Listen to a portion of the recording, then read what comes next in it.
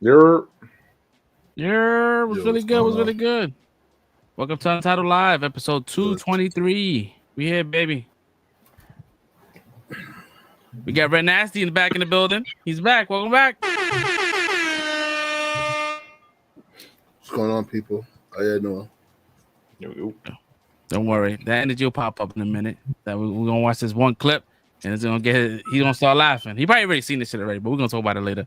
Anyways, guys, if you guys like what we do here at the end of the show, man, or during the show, I will say whenever, hit that like and subscribe, hit that bell notification.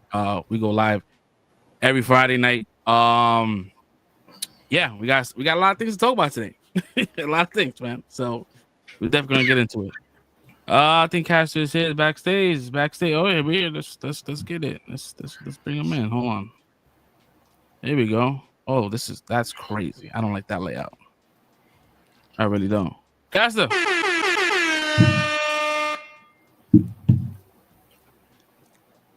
Cool. Well. No, that's not him. That's not him. I'm trying to add another whatchamacallit. It's not giving me like the option to like damn. Oh, sorry. Bro, that shit sounds crazy, to be honest, bro. Can I change this? My cough. That sounds like your shit?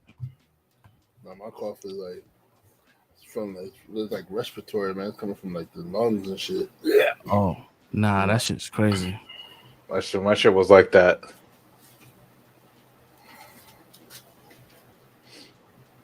Yeah, I wouldn't get the flu twice. Well, I think the second time was respiratory sickness or whatever. I don't think it was the flu. I've been having that cough that you feel all over your body. The pain when you cough. Like, oh yeah, nah, that's oof. Nah, I know exactly what that is, bro. That shit. If it is a weird feeling.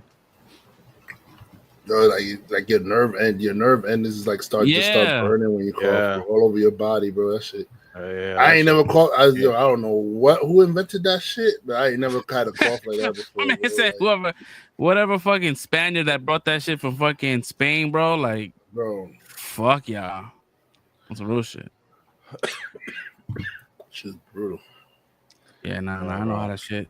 I've gotten that shit. Sometimes my coughs be like they make my chest pop and my back cracks. I'm like, fuck. Oh yeah. I mean, someone that grew up with fucking asthma and still has it. Like I've had everything. I think the worst is probably like pneumonia. Got that shit twice, and got walking pneumonia too. Bro. Huh? Pneumonia is a scary thing to catch. Yeah, I didn't know what it was until the doctor was like, "Oh, yeah, you have pneumonia." I'm like, "All right, what is that?" He's like, "It's pretty bad." Yeah. I said, "For real?" I'm like, "I even know how I caught it." He said, "Yeah, I caught that shit twice, and I caught walking pneumonia too. Walking pneumonia, you don't even know you have it."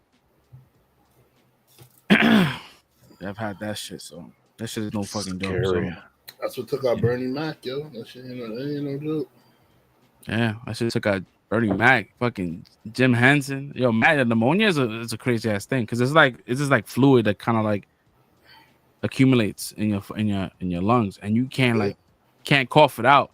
So like I think certain hospitals, I think back in the days, they used to have people flipped over so it can like drip down or some shit, some weird shit. I'm like, nah, I just had to take some steroids. I took some steroids and that shit, no lie, that shit gets you dumb fat. Fatter than I was, and then the mood swings are crazy. Like once you stop taking it, you like it's pretty much like it's steroids, like what wrestlers be taking. Like they be having those fucking mood swings. He had the roid rage, like yo, I had the roid rage, bro. Like I said, but my you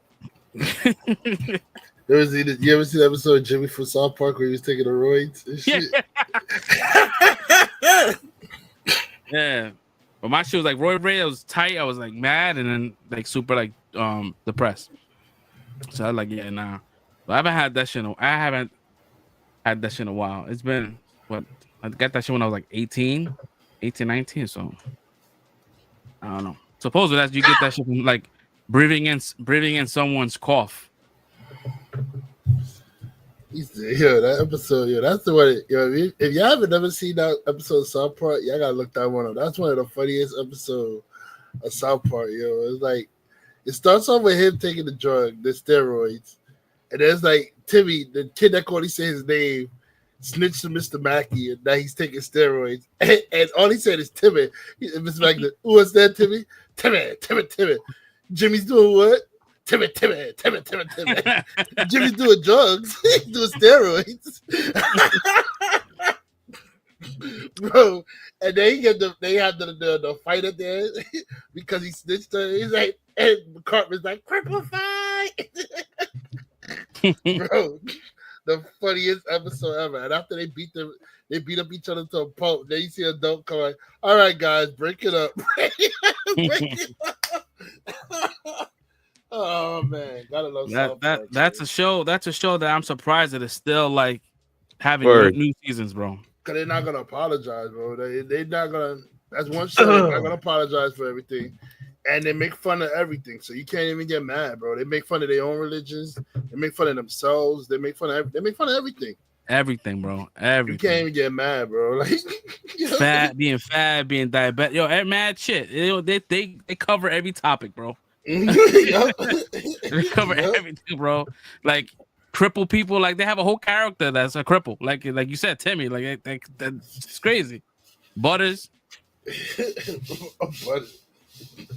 Butter became a pit. Yo, that episode was crazy too. When Butters became a pit, nigga had his bottom bitch. You know, my bottom. No, man. Yeah, we got some fun things to talk about today, man. Damn, that was deep. First off, man, we got Red back in the building, so I'm glad Red is back. Castle should be back anytime. So I think he dropped off real quick. He'll be back. Soul Break, man, how was your week, brother? Bodega internet. My week was okay. It's pretty chill. Watched the Neighborhood Spider-Man. It's good, Mark. Bro. Let's see what else did I watch? Oh, you know what I forgot to watch? The new episode of Abbott Elementary. I'm mad now. Yeah, I didn't catch it. Yo, it's funny that you brought up Abbott Elementary, right? So my mom loved comedies. So I was walking past her room one time, and she was watching, and Abbott Elementary was on her room. So I was like, "Oh, you watch Abbott Elementary?" She's like, "No, it's not funny. It's not for me." I said, "Oof." I said, "You sure about that?" Because everybody goes about how hilarious the show is. She's like, "Yeah, it didn't catch me. I'm not. I don't find it too funny." I said, "Wow." And mind you, my mom watched nothing but comedies, yo. So it's rare that she finds the show not fun. I'm talking about she watched things. She watched off The Office. She hasn't seen The Office, no. Okay. She watched like Big Bang Theory, like Friends. She just got into Friends, and she loves Friends now. All the shows, My Wife and Kids, the Tim Allen shows that used to come on. I'm saying she watched all the comedy shows. She watched Ghosts, and like for her to say she don't like Abbott Elementary, I found weird, bro. Yeah, because Abbott Elementary is like it's almost like Office. Like it has that kind of like meta situation, the cameras around and shit. So yeah, looking at the cameras and shit. Yeah.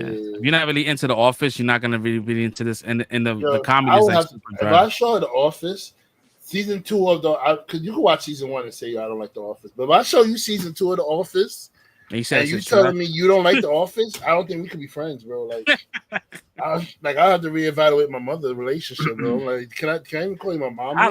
And imagine I like season 1, but season 2 is definitely like that's when it picks up. It finds its identity. It double downs on the fucking craziness. Because season 1 was slow. Season 1's a little slow, so you could lose somebody in season 1, but season 2.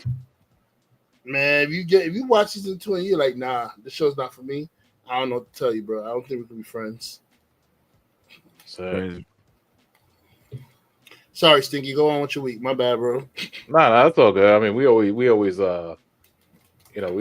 copy a week, so. Yeah, no, that's been pretty much it. It's been a pretty chill week. You know, I went to the card shop yesterday, hung out with some friends of mine, played some cards. And and yeah, that's pretty chill. Not too much, not too much going on. So still here, still got this cough. And yeah, wish I was in Florida, but it's cold out there too. What's in Florida? Well, the Yu-Gi-Oh championship is this weekend. I should know. Why question? Yeah, I'm gonna be thinking like it's about fucking weather and shit like that. Well, that too. But it would have been nice. It's like, bro, I should have known, bro. I think he's gonna say like, "Oh, I wanted to go to Disney or something." Well, that was gonna be part of it. So, because it's a weekend event, so it's Saturday, Sunday. So my plan was when I was trying to plan it out was go over there, stay a week, right? I was gonna try to stay at the Airbnb I stayed at last time, and because it's 20 minutes away from that Airbnb, the champion. So I was like, bet. So I was gonna go stay a week, do the weekend tournament, and then like go to like Universal and or Orlando. I mean, not Orlando, Disney, like maybe Epcot or something. But that didn't happen. I mean, Epcot. I think Epcot is only cool. The Guardians of the Galaxy, the Guardian Galaxy ride. Nah. But other than that, I don't know if I'll make Epcot my stop. I'll probably do Magic Kingdom or MGM. Or there's not MGM Studios. I mean, I thought when we do Hollywood Studios, I would do it for Galaxy's Edge. So. Epcot is like that's where you go. Like you're not really into rides like that. You want to go. You want to drink. You want to drink around the world. Drink around the world. Not even drink. I want to eat around the world. That shit is like if you want to get lit out there, bro. Yeah, bro. Bro, by the time I get to like the third country, bro, I'm like full. I'm like, I can't eat. I can't drink no more. I'm like, that's it. Even trying to when I went with my girl, we couldn't even get past like the fourth country. We were just like, we're full. We were sharing shit. We were trying to like, okay, let's share stuff so we can get as far as we can. We were like, nah. So you can't do the challenge. We can't hang. Have you tried the challenge, Fresh? Nah, I've never been. Well, I've been when I was young. I've never been as an adult. So the challenge is you got to eat like one meal from like around the world. Like, so you got to go to like each around the world thing and eat one meal and a drink from them. Yeah. Oof. You got to hit every spot. Yeah. You got to hit every spot. That's big. How many spots are there? It's like I think Well, I mean, it's you don't have to hit like every spot in each section, but you have to pick a spot in the section and like eat a food from that world section and then go on to the next world. I think it's every continent, right? Yeah. I thought it was every country. Every country? You know how many countries? Every continent? I think it's every continent. No, it's every country. It's every country. Yeah. Every country. There's mad countries.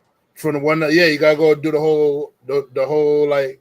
Yeah, ring. Epcot has 11 countries represented in the World Showcase. Yeah, you gotta do like the whole ring. 11. Yeah, you gotta do. It's 11. So it got so it lists Canada, United Kingdom, France, Morocco, Japan, the United States, Italy, Germany, China, Norway, and Mexico. That's nothing. Bro, I'm telling you, like sharing. I got to through 4 countries, and I was like, quit. Bro, I've been to France. Eating and drinking. Bro, I've been to France, bro. They eat like pigeons, bro. You can knock that out quick, right? Italy, not so much. Italy's big portion. That's Italy's gonna want to take you out, bro. That pasta's gonna fill you up. Italy's gonna take you out. Mexico's gonna take you out. Yeah, Mexico is actually one of the first. So I forget. It's one. You start off in Mexico and you go to the left. If you go to the left, right? Yeah. So my sister was like, "Don't go left." She was like, "Go right." She's like, "Start with the right," because she's gone there a few times, and she's like, every time we go to Mexico, yeah. So every time she's got to Mexico, she was like, we couldn't. She's gotten further starting with Canada than with Mexico. Bro, you can go to Mexico and just get tacos, bro, and that's it. One taco, and that qualifies as a stop. You don't have to get a whole fucking platter. No, that the thing is they don't serve whole platters. They give you, they're all small servings, but they're very filling. Plus, you got to get a drink. You have to get a drink also, so that's filling you up too. With the Mexico, man, you can get yourself a fucking jarrito, bro. Them just a little tiny little jaritos are good.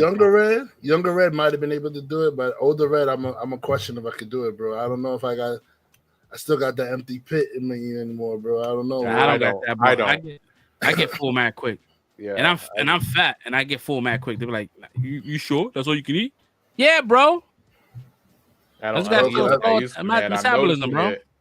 noticing it. I'm eating less and less now. I'm like, I'm still a big boy, but I'm like, damn, I can't finish this. Or the sumo burger. I finished the sumo burger from that Big Nick's. I think they closed down now, but Big Nick's, they had that thing called a sumo burger, which was a challenge to like finish that. I finished it. I went with DeLuna and 90, and I was the only one that finished it out of all of them. None of them could have finished the burger. Cat's Deli, that shit was crazy. Those times, some people didn't finish their sandwiches. I finished mine. I didn't finish mine. I like how he was like, some people didn't finish. I'm glad he didn't call me out.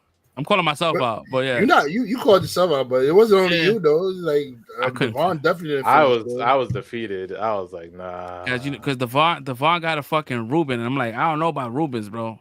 That's Reuben's what I got too. That shit killed me, bro. I was like, I started feeling my heart.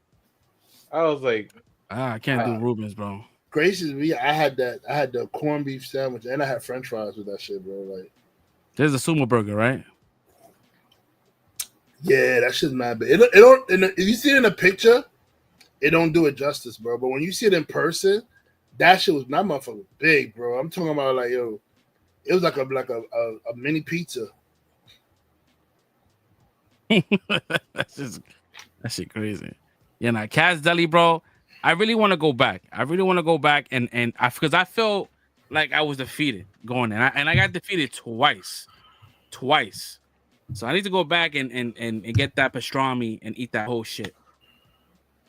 I'm down for everything. I want to do it. I could always go for a good corned beef sandwich. I'm still going for. I want to go to Ichiran. Bro, yeah, that too. I don't think y'all doing. I'm waiting for y'all for that, bro. I could use some Ichiran healing, this cough and shit. Y'all gotta let me know when y'all going so I can tell Lindsay. If we go without telling Lindsay, she's gonna be pissed, bro. I'm not trying to get Hurricane Lindsay on my ass, yo. You just can't tell her. We don't tell her, and then she ends up finding out, and then that's she's like, "Oh, so you guys go without me?" Because somebody will post it, and if it's 4 of us and we all post it, yeah, she's gonna see one of our posts. She'll see all 4. She'll see all. Stinky's gonna definitely post it, bro. I'm not gonna post it. I haven't posted shit in that long on social media. Fresh is gonna post it. It's gonna be fresh. I haven't been on social media in a minute, so I'm back tomorrow though. I'm back tomorrow. Oh shit, we ain't gonna put it off. I'm back tomorrow. I was trying to get my TikTok ready and shit. I can't download TikTok. Oh yeah, if you didn't have it after the ban, you can't get it. Yeah. Yeah, I was like, oh shit, this shit is gone. I thought I'd be downloaded it and put it in the side folder, but like, nah, I deleted all that shit. Yeah, people who have it, but if you don't have it, you're not getting it no more. I guess so. I mean, that's one. We have a topic based on that, so we'll get into that later. How's your week? That was it. That was it for your week. Oh yeah. That was my week. I didn't want to start my shit. What did I do this week? I finished The Godfather in Harlem. Finished that, the 3 seasons. I gotta watch that show. Pretty good. I thought that the season, the show got canceled, and it was like, nah. Apparently, there's a season 4. I read up on that shit a couple of like a week ago, some shit like that, because I was going deep diving into this Harlem mobster shit.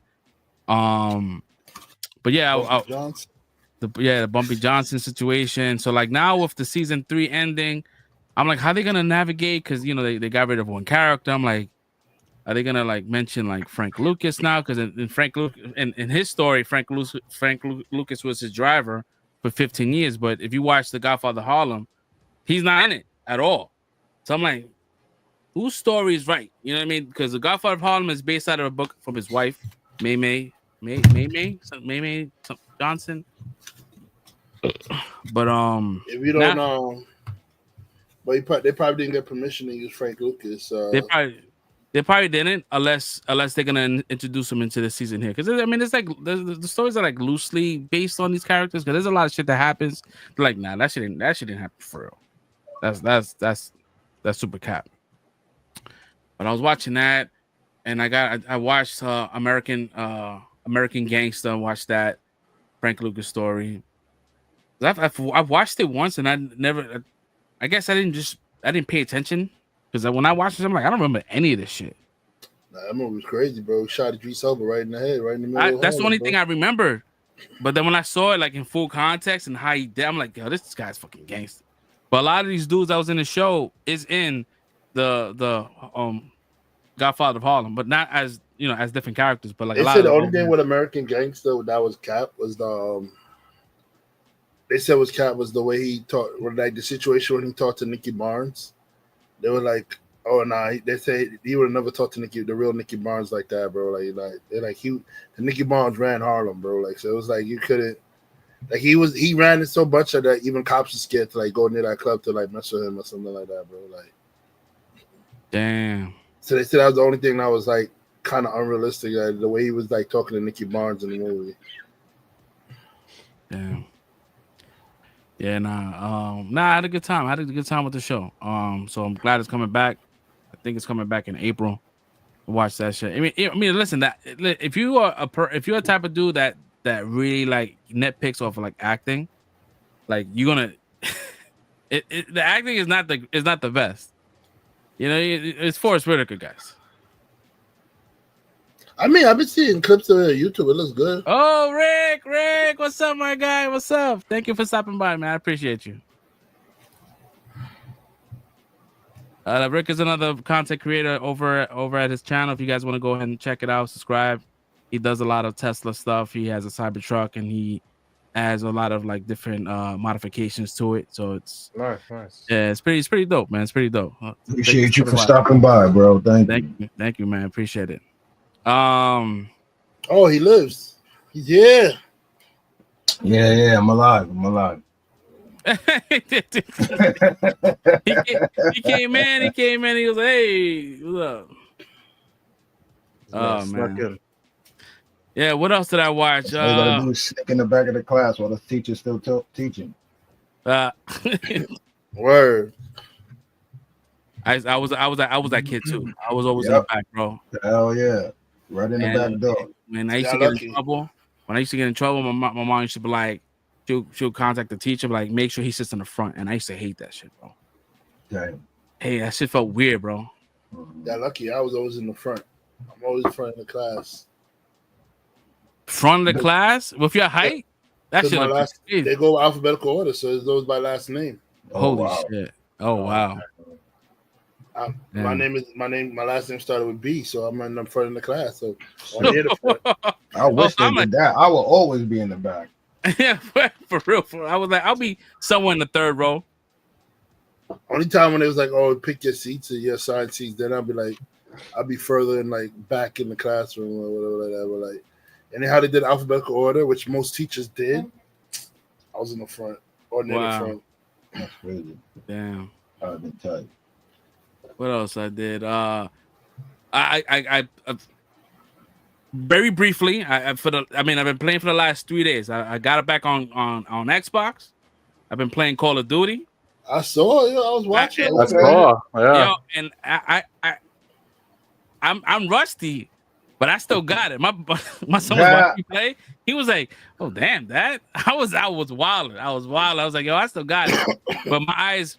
I'm old now, bro. I get tired after like 3 matches. I'm like, yeah, I gotta put it down. Before back in the days, where I could play 6 hours straight. Yeah, still play with my eyes closed, like like drift off. Like I wake up and my character is hitting the wall, bro. It's three rounds, bro. I'm like, yeah. So I think I put in an hour. I mean, you play a hard point, bro. You gotta play like deathmatch, so the matches go by faster for you. Like, I like objective shit. I like deathmatch. Because hard point it takes forever. Or at least do domination. At least it's a little shorter than hard point. You want to do objective. True.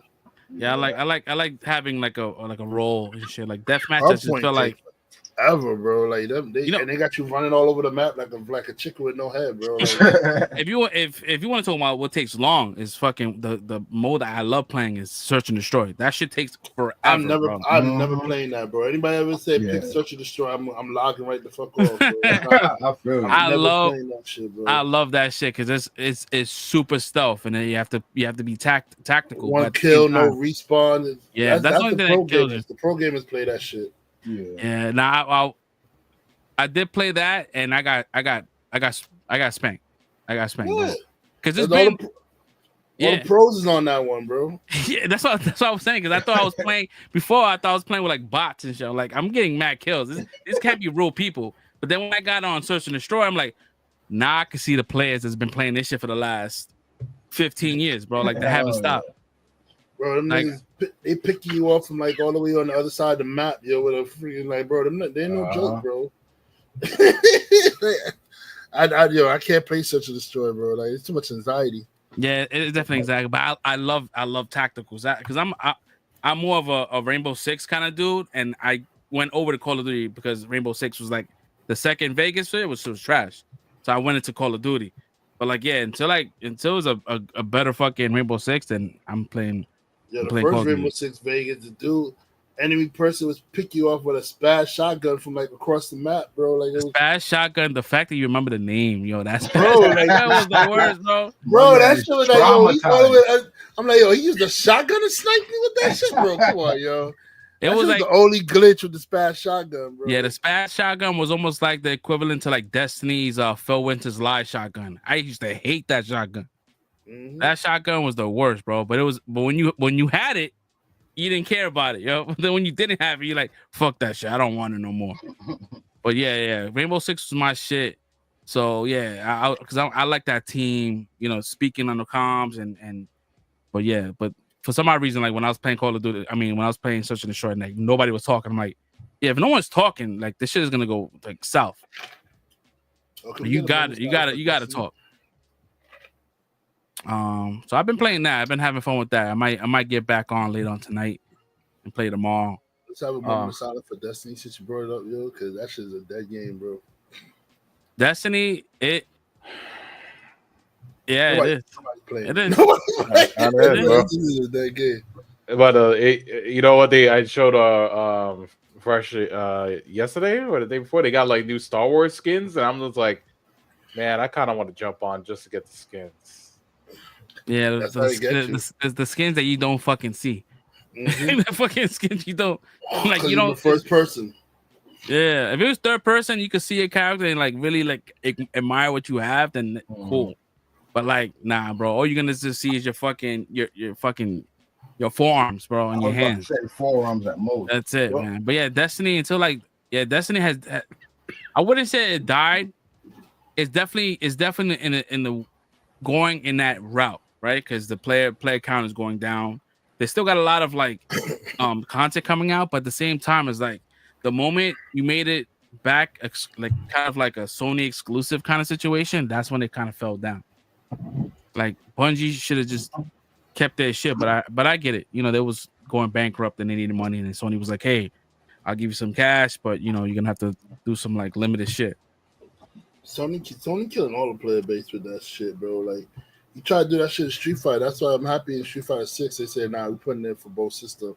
But you're killing the money that way. Not everybody want to go buy a PlayStation, play Street Fighter. You know how many fans they missed out playing Street Fighter 5 by just making it a PlayStation exclusive? So, like, I'm happy Capcom woke up and said, we're not going to do it again, the exclusive. We're just going to make part 6 for everybody.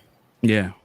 And you know, like the reason why I like Xbox is that Xbox is willing to lend their IP to different, companies, right? Like you're gonna have Halo and Forza coming out for PlayStation. It's like cool, like it's cool for the Sony fanboys, but like what is Sony giving to Xbox? Like They gotta like, you know, throw a Spider-Man game in that shit. Like, you know, like bring that shit over. They ain't gonna do that. I'm surprised. I'm surprised that Spider-Man is coming to Xbox through Marvel Rivals. I'm surprised. Robin? I'm surprised that Marvel Rivals, the Spider-Man is an Xbox. Isn't it? I'm bugging. He's an Xbox. Yeah, he's an Xbox. Yeah. So yeah, that's the only time you ever get to play a Spider-Man on Xbox. Yeah, you know what's even crazy? They just released his Spider-Man PlayStation skin, and you can play with it on Xbox. That would never happen. But no, I guess I got it. But I'm saying that would never happen. But Sony, I'm sure Sony was like trying to like find a way to block that from happening, because that's anything that's Sony related. That's any Spider-Man that's Sony related. They can't. It's only for that console. Because I think what happened was that they just released Spider-Man 2 for PC or something like that. I mean, if I'm not mistaken, they released it to the PC. Yeah, I guess that made a loophole for them to get the skin on.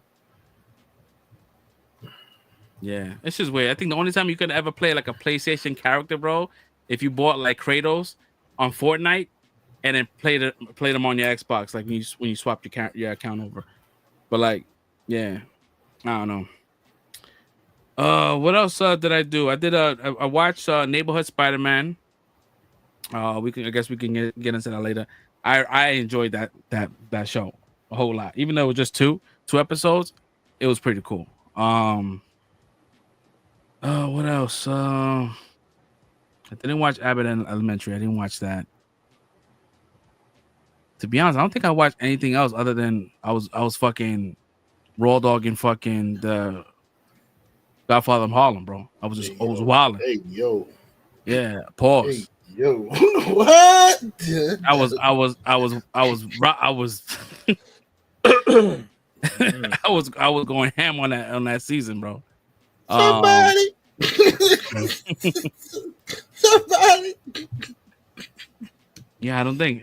I did watch the Beast Games on Prime.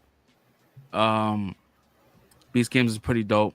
I'm not getting that nigga no more money, bro. I'm not watching none of his shit, bro. He's too rich. Yeah,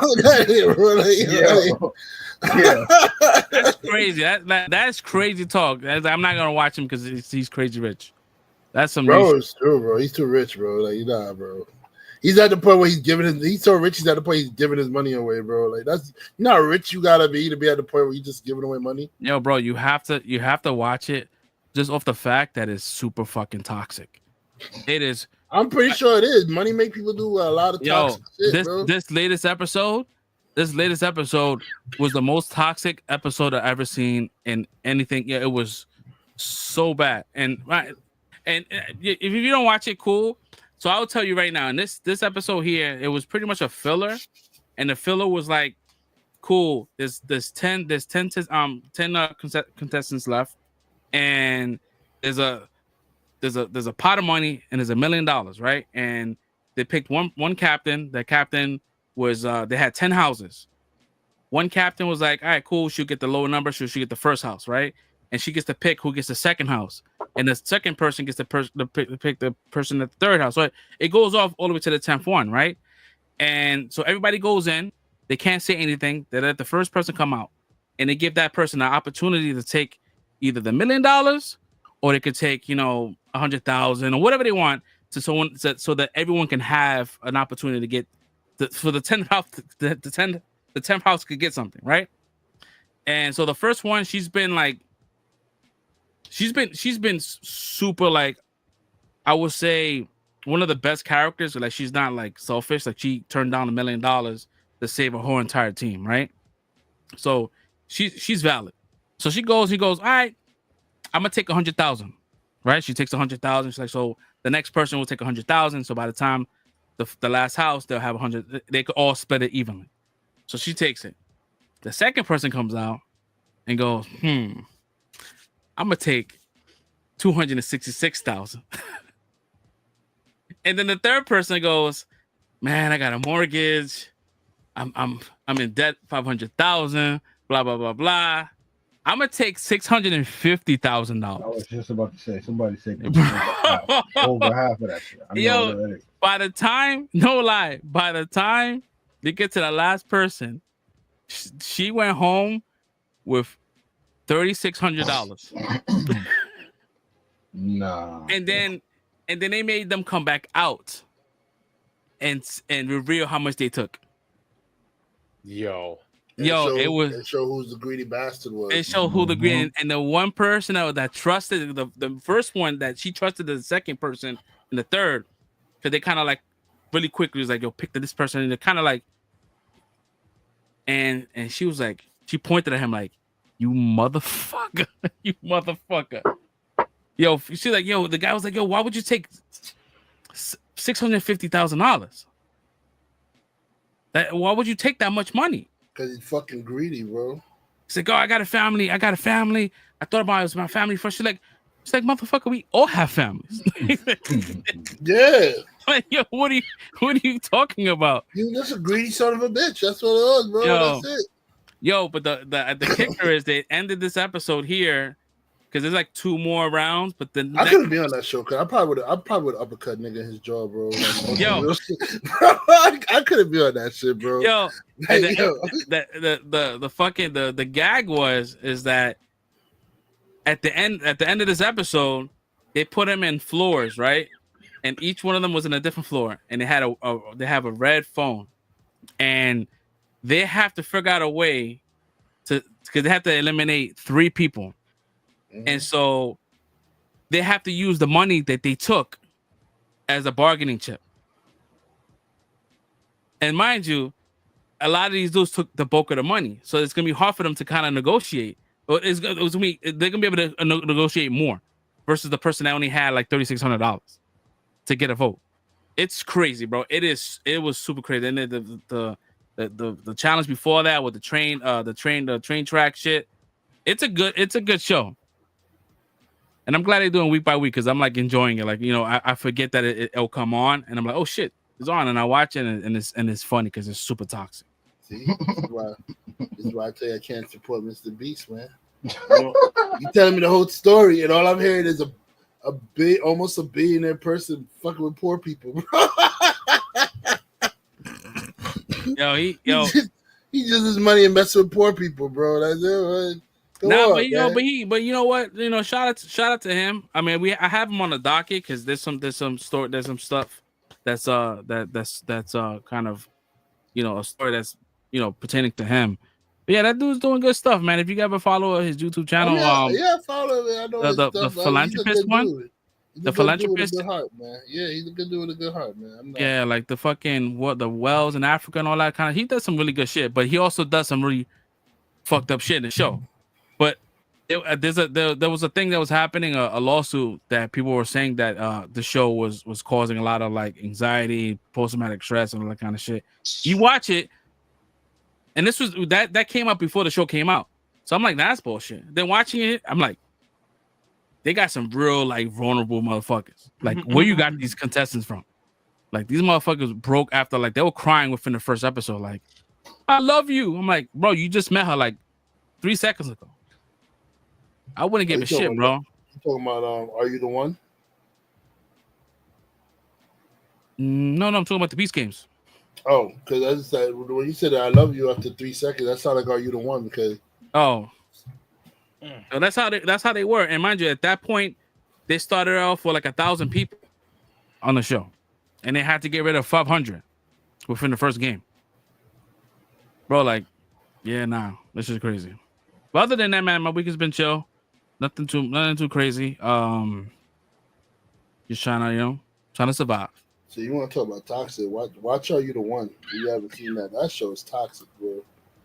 I think he was talking about that shit a while back, right? And I think I was watching that shit with you. I think I maybe saw like 2 episodes, and like, this is too much. Bro, you're legit on that show. They give you a questionnaire and everything, what you're looking for in a person, yada yada yada, something about your personality, and then they have the computer and professionals match you to your perfect person, to like who is perfect for you, and that's gonna be your perfect relationship and whatever like that.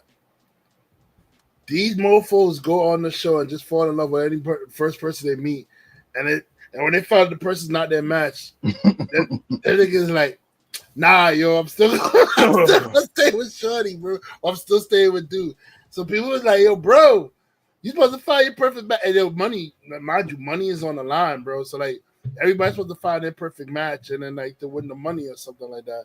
So you got people who like not trying to talk to other people or branch out and meet other people because they so locked on each other. They're costing each other the game. So people start getting tight. They start arguments and fights be breaking out and shit. That shit was a toxic show, bro. Yeah, like those MTV TLC channels, like 90 Day Fiance, that shit is toxic. The other one, there was another channel. That was a crazy show too, yo. I saw Which that one? Married at First Sight is where the people fill out a questionnaire and like instead of going on a date, the first time you meet the person, you're marrying them, bro. Like yo, bro, like yo. That's it. Nah, yo, bro. That's it. Yo, there was one chick, she was getting married to a dude, and she was not attracted to the dude like physically. She started crying at the wedding, bro. Like she was crying, bro. Like, yo, you know how bad I would feel if I'm walking down the aisle and Shorty start crying and I'm coming down the aisle, bro. Like, yo, Shorty wanna marry. Like, bro, I'm ego shot. Man, yo, finish. there's another show. You probably know what this is. You probably don't know the name of this shit, right? But it's like it starts off for like with 10 dudes and they're there to like meet a shorty, and then the shorties are like their moms. Remember that shit? Oh, that shit was What's called the name? Date My Mom or something like that. Like, They're mad simple, right? Simple ass fucking title. Yo, and like the fucking curtains open up and it's their moms, and they're like, what the fuck?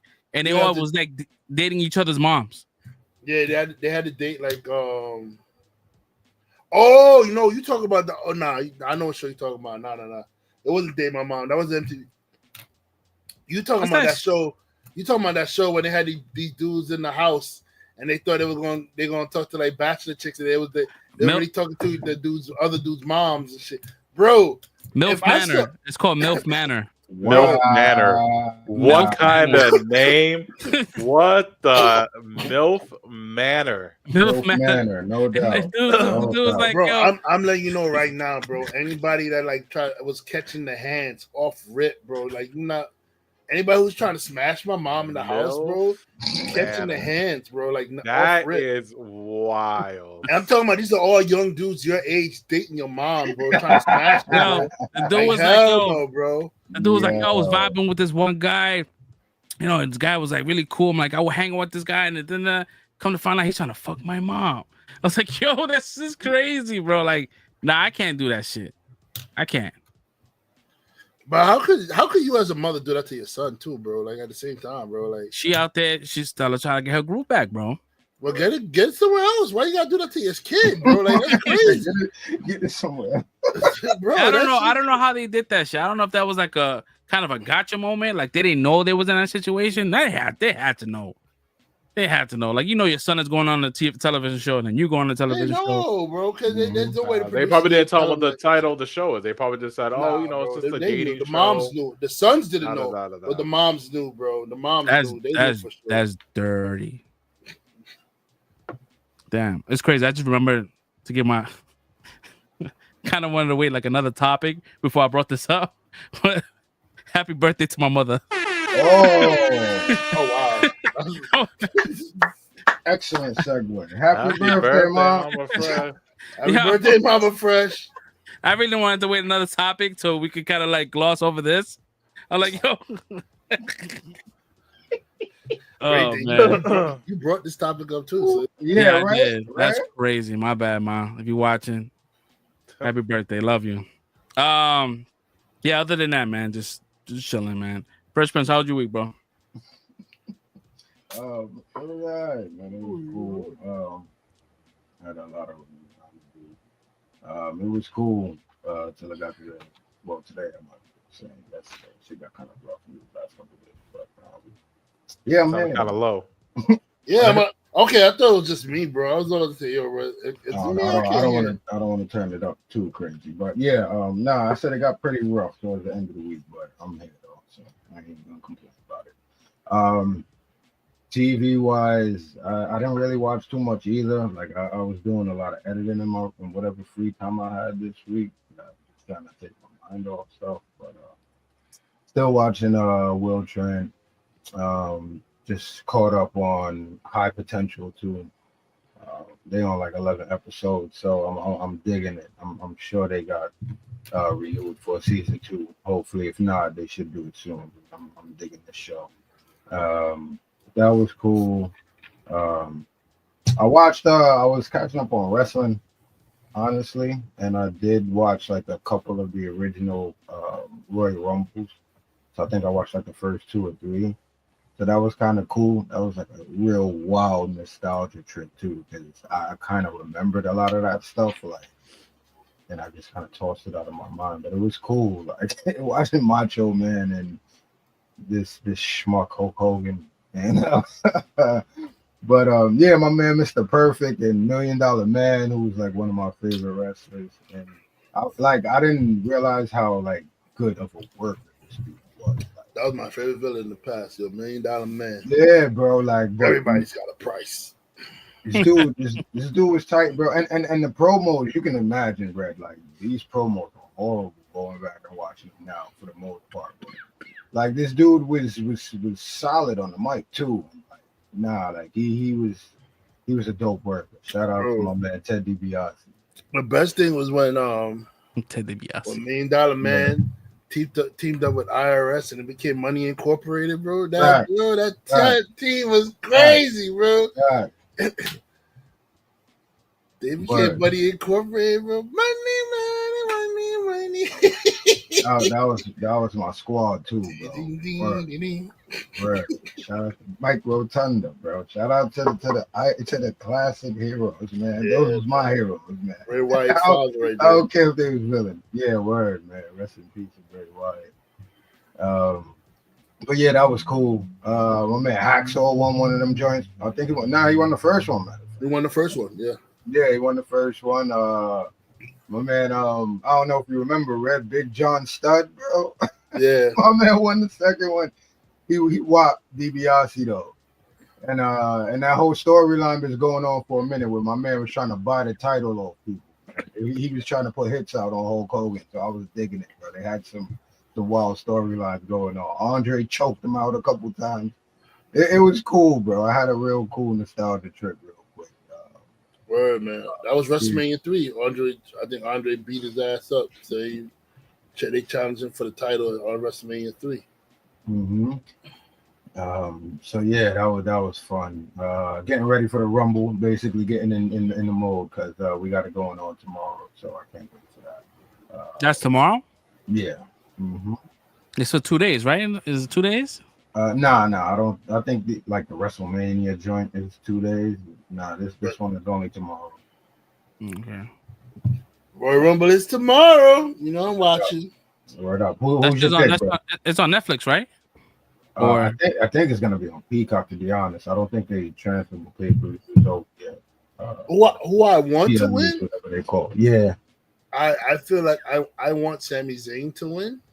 Mm-hmm. Because I feel like he's been workhorse. He's been workhorsing it for a minute, and he deserves like a WrestleMania moment title shot. Like, you know, Kevin Owens had his and he never held the world title, bro. Like, I feel like he needs to hold the title at least once, bro. He can't go out his career not holding the title, bro. Like, so I feel like Sami Zayn should win, and then I hope he challenges Gunther. Yep. Rematch, yeah. Yeah, so they get that rematch, and then Gunther could lose the world title to him. No, I dig that. But yeah, but I have a feeling they're gonna give it to like fucking like CM Punk or somebody like that, bro. Like, I hope not. I feel like it. My man was talking crazy, and it's like on some read between the line shit. I hope they don't. It feels like a given. But and I know Roman Reigns on, but I mean, even though it'd be cool, I'll be hyped. But Roman had so much runs with the title, bro. Like, he don't need it, bro. Like, At this point, he don't need it. He just need the Ula Fala, bro. Like that's the title, bro. Like he don't need a championship. Mm-hmm. Yeah, he's beyond the title now. Yeah, he's definitely he's bigger than the title right now. Mm-hmm. Rollins too. Rollins don't need the title no more, bro. Like, what do you think about? And I know it's not technically, but you know how they do. It's the start of Black History Month, right?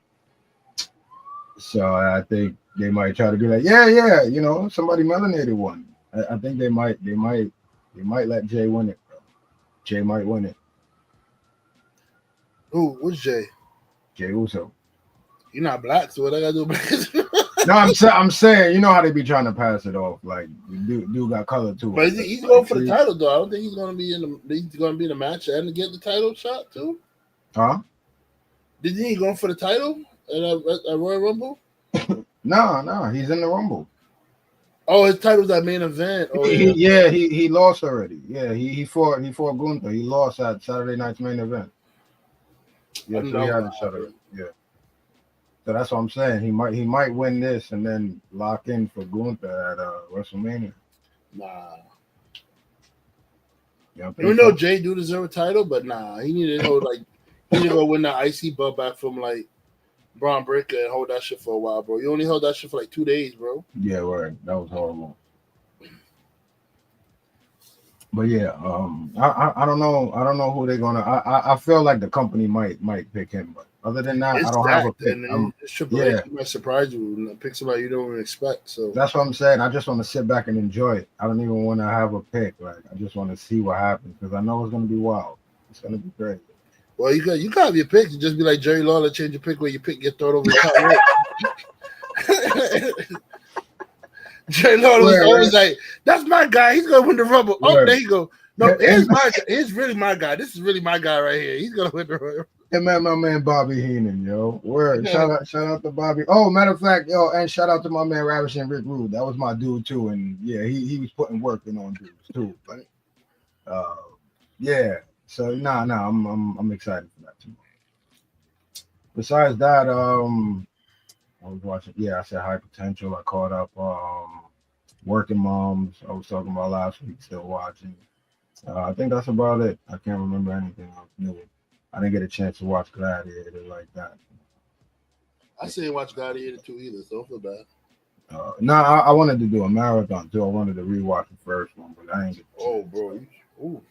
Yeah. You sure we at our age, a marathon like that, bro? That's why I haven't got a chance to do it yet, bro. Like, you might be sleeping through the first movie, bro. You gotta get to the middle of the first movie, like. I gotta start early in the day, get an early day. Yeah, that's about it. I did see Your Friendly Neighborhood Spider-Man. Highly enjoyed that. We'll talk about that later. And then some wild stuff that's going on in the news and in life that I'm sure we'll probably get to somewhere in the notes. But yeah, just happy to be here and laughing and being cynical. That's all I've been doing. That's what's up. Ray, how was your week, bro? Oh, how was your last 2 weeks? Has it been 2 weeks or 3 weeks? It's been 2 weeks. 2 weeks? I missed 2 episodes. I mean, I've been good. Welcome back. Yeah. Thank you, bro. Yeah, I've been good. You know, working, more working. You know, being a good old Sephora leader, and you know. It's a little tiring. I ain't gonna hold you, man. Leadership is a little tiring. I ain't gonna hold you, man. Filling out a lot of reports and shit. And like, I had to talk. I got to hang out with my boss. My boss came. My boss is not in the job site every time. So he's district. So he has multiple stores he's responsible for. So when he shows up, it's like, okay, you gotta pay attention to what's going on. You know, yo, tell me why, right? When he's there, this bum mofo gonna decide gonna come in the store and cut a test off the fucking display. While my boss is there, bro, I'm like, yo, damn, they got no respect, bro. Like, god damn, man. Nah. So I go over there, and I hear the girl say, "Jerry, fragrance." So I'm like, yo, and then they said like, and then I get there, and it's like, I think he cut. I heard wire snap. So now as I'm looking, I'm seeing the cutter in his hand. He's about to cut the second. I say, yo, bro, you need help with that fragrance? He's like, he got scared. Huh? Oh, no. I'm just shopping for a fragrance for my girl, man. Like, good, bro. He's legit about to cut a woman fragrance, bro. So then he walks a little bit further, and then he gets to like the Valentino, and then he has his back to me. I said, this dude's really gonna cut in front of me, and lo and behold, he cuts the Valentino in front of me. So I'm not gonna say on the show how I got it back. I'll tell you off the air, but I got it back. And Batman returned. Nah. Batman's retired. Oh, nah. We peaceful now. We're peaceful. Batman's retired. Where's the drugs? But he almost turned me into the old me, man. I ain't gonna hold you, bro. I was like, bro, you gonna embarrass me in front of my boss, bro? Like, what you doing, man? Like, yo, come on. Bro, gonna say, yo, come on, man. They don't pay you enough, bro. You don't know how much I get paid, man. Get your bum ass out of here, bro. Shut up. Somebody don't pay you enough. I get paid pretty good to lock one of you mofos up. So please stop it. I'm getting money now, bro. So please stop it, all right? I get paid pretty good to lock y'all up. Don't let it happen, bro. Like, because I will build a report on your ass, and the next thing you know, cops looking for you because you done cut $1,000 worth of fragrance off that I done reported them all. So you better stop, all right? But nah, this shit was there and crazy. And then he got act belligerent in the store at the front door because he lost the one Tesla that I took away from him. I got it back from him. He's gonna start complaining in front of the store. My boss is looking at him like, yo, did we call 911 yet? When he heard that, my man just started, he moseyed on out the store. Like, how you outside complaining you ain't get what you came to steal? Yeah, but bro, he already got away with one. One was cut ready in the bag, so I couldn't make no play on that. But bro, you ain't gonna cut the second one in front of me. You just gonna nah, bro. Don't disrespect me like that, yo. Yeah, that's Chill. Don't disrespect me. Don't come in my working place and disrespect me. All right. I feel like Denzel and I figured American Gangster. My tester. When he was talking about his wife, like they shot my wife. I'm like, they cut my testers. But nah, anyway. But yeah, the other 2 days I was working like really late and I was tired and I had to like, and my mom was at like the height of like getting her like needing help with like stuff going on with her. So that's why I missed the last 2 episodes, bro. It was like I was exhausted. She getting any better? Yeah. Oh, she's doing way better now, bro. She's walking now. She's not walking, but she got like, she's walking better and like she's not staying in her bed so much now. She's going in the living room more and she's making her breakfast now and everything like that. So she's starting to do stuff for herself and yeah, she's getting stronger. Doctor said she's healing better than a lot of other patients that get the knee surgery. So she's doing good. That's good. Mm-hmm. Thank God. So what did I do? I ain't gonna lie, but I've been mostly playing Marvel Rivals, yo. Like when I had some little free time, that's my game right now. Marvel Rivals, that shit is kind of lit. You get to play like the Marvel superheroes. So I've been playing that shit. I'm gold rank now. I'm trying to get up to that. I don't know what the next one is. I think the next one's platinum. I was at a gold 1. I'm like, yo, I'm trying to get to that platinum, baby. Platinum, baby. Diamond, baby. Yo, it's hard, bro. Yo, like when I tell you that game is toxic, bro, the game is toxic, bro.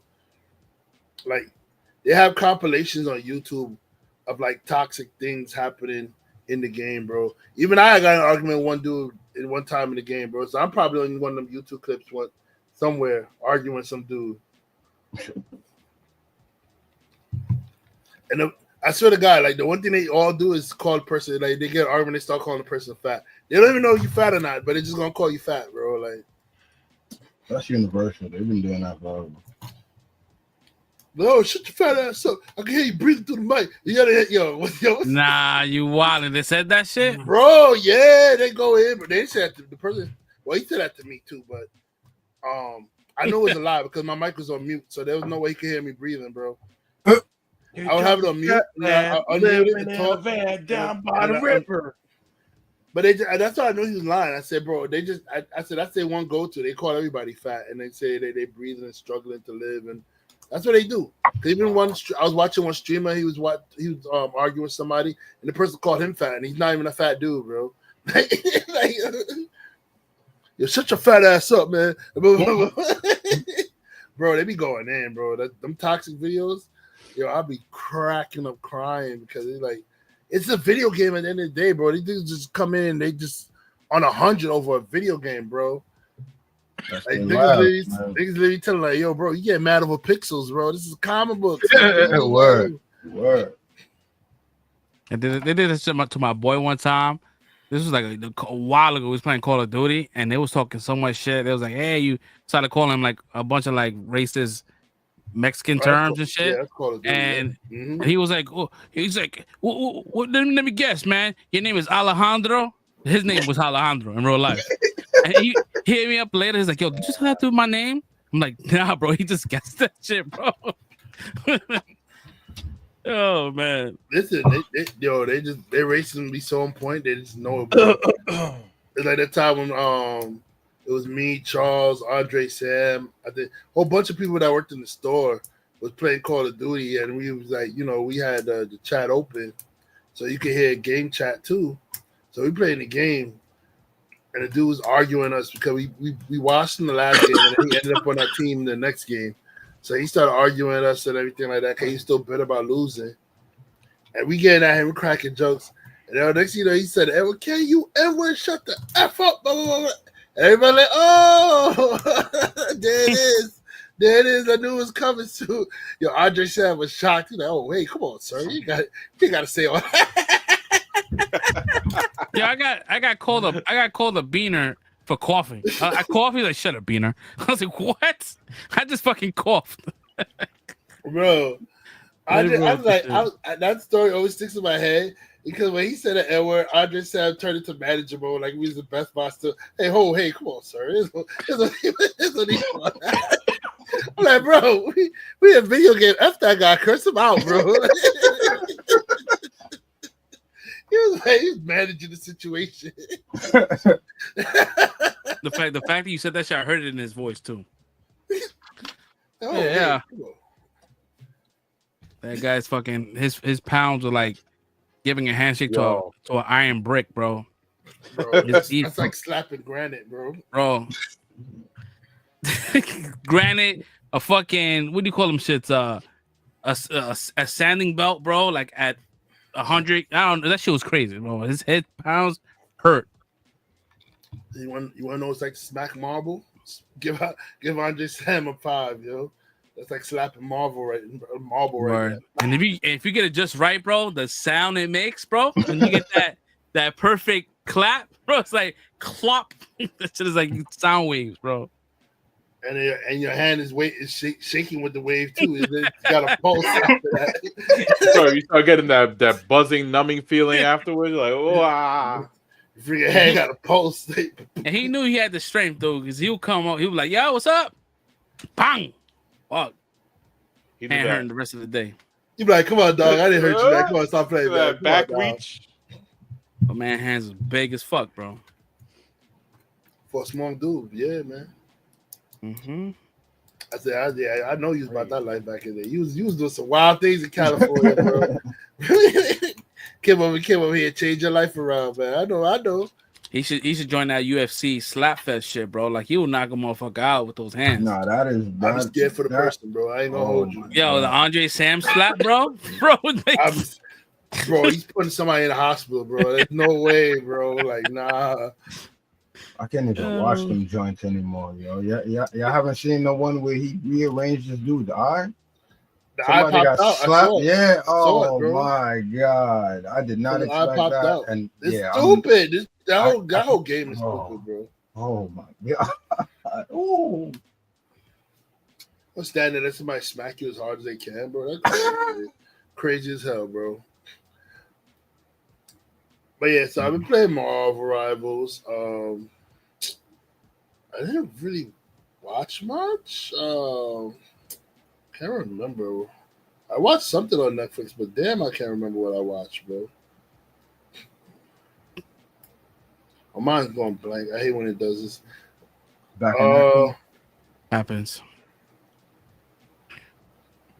I know I was playing mostly Marvel Rivals. I was watching. Oh my god, what the fuck did I watch on Netflix, bro? Whatever. Anyway, I didn't get to finish Skeleton Crew yet. I don't know why I didn't finish that. I saw Friendly Neighborhood Spider-Man. The Skeleton Crew. You behind one episode? Yeah, I gotta watch the last episode. Nah, don't watch it, bro. Just let it. Oh man. just let it. Off on a high note. Yeah, leave it. Walk away winning.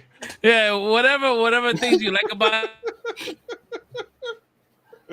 Well, I mean, I didn't like it. I remember I was the one telling y'all that shit is a little dry, man. I was telling y'all. I was the one criticizing the show a little bit, you know. I mean, and then in the flop, damn, that's bad, bro. But anyway, what else did I watch?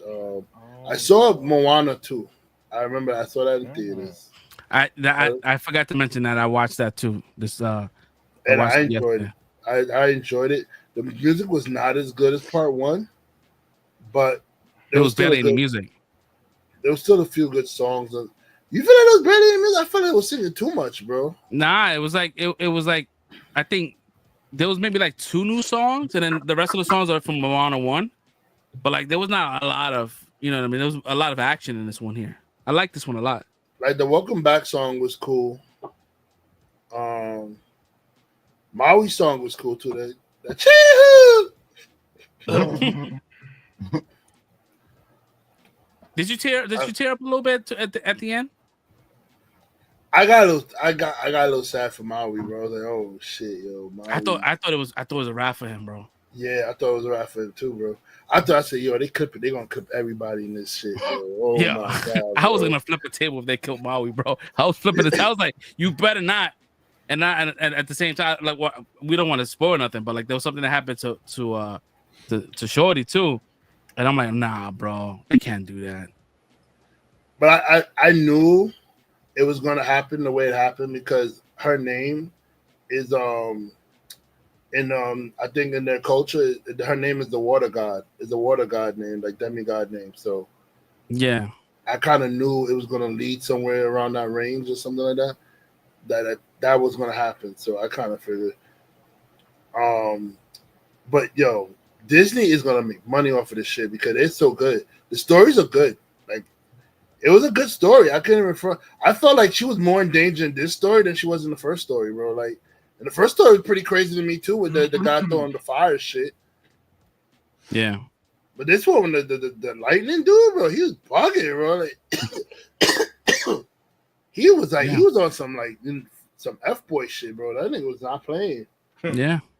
Yeah, it made $1 billion, bro, and I'm glad it went to the theaters versus Disney Plus. Yeah, I think because you know what it is, they get scared that it's not gonna do as good. Stop getting scared that the movie's not gonna do as good as the first one. You put them sequel movies out there in theaters, bro. Yeah, and I like all the supporting characters too. All the supporting characters was good. Yeah, old dude, the old man was funny, bro. Yeah, yeah, man, fucking funny, bro.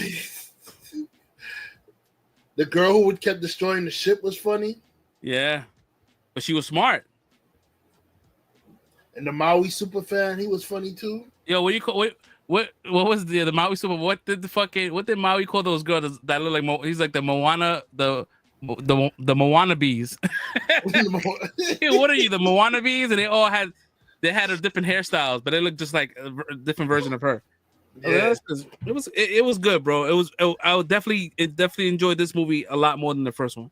The only thing I felt like that felt a little off was the interaction, like the first interaction with her sister, when it was like, "Big sis, little sis." I said, "Come on, nobody says that shit, bro." Like, nobody says "big sis" when they see like they say "big sis, little sis, big sis," and they're saying it over and over until they run to meet each other. Like, That's the only thing that I was like, I don't think that really happens, bro. Like when people see their sibling. Like, have you ever seen your sibling and you just shouting out like, "Hey"? Like, see, you ever shout out "Big Sis" or you see your sister, "Big Sis"? Nah, but I don't know how they do in the Polynesian culture, bro. They probably do that shit all the time. They be saying that shit to non-relatives. The whole family at that point. I don't know. Yeah, everybody's a brother.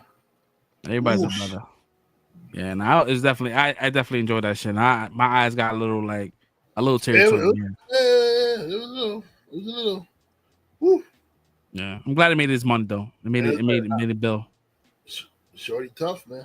That's all I gotta say. Come back from when you see what she come back from, you like, yeah, that's really tough, bro. Me, I'm like, nah, I'm gonna stay asleep a little longer, bro. I don't know.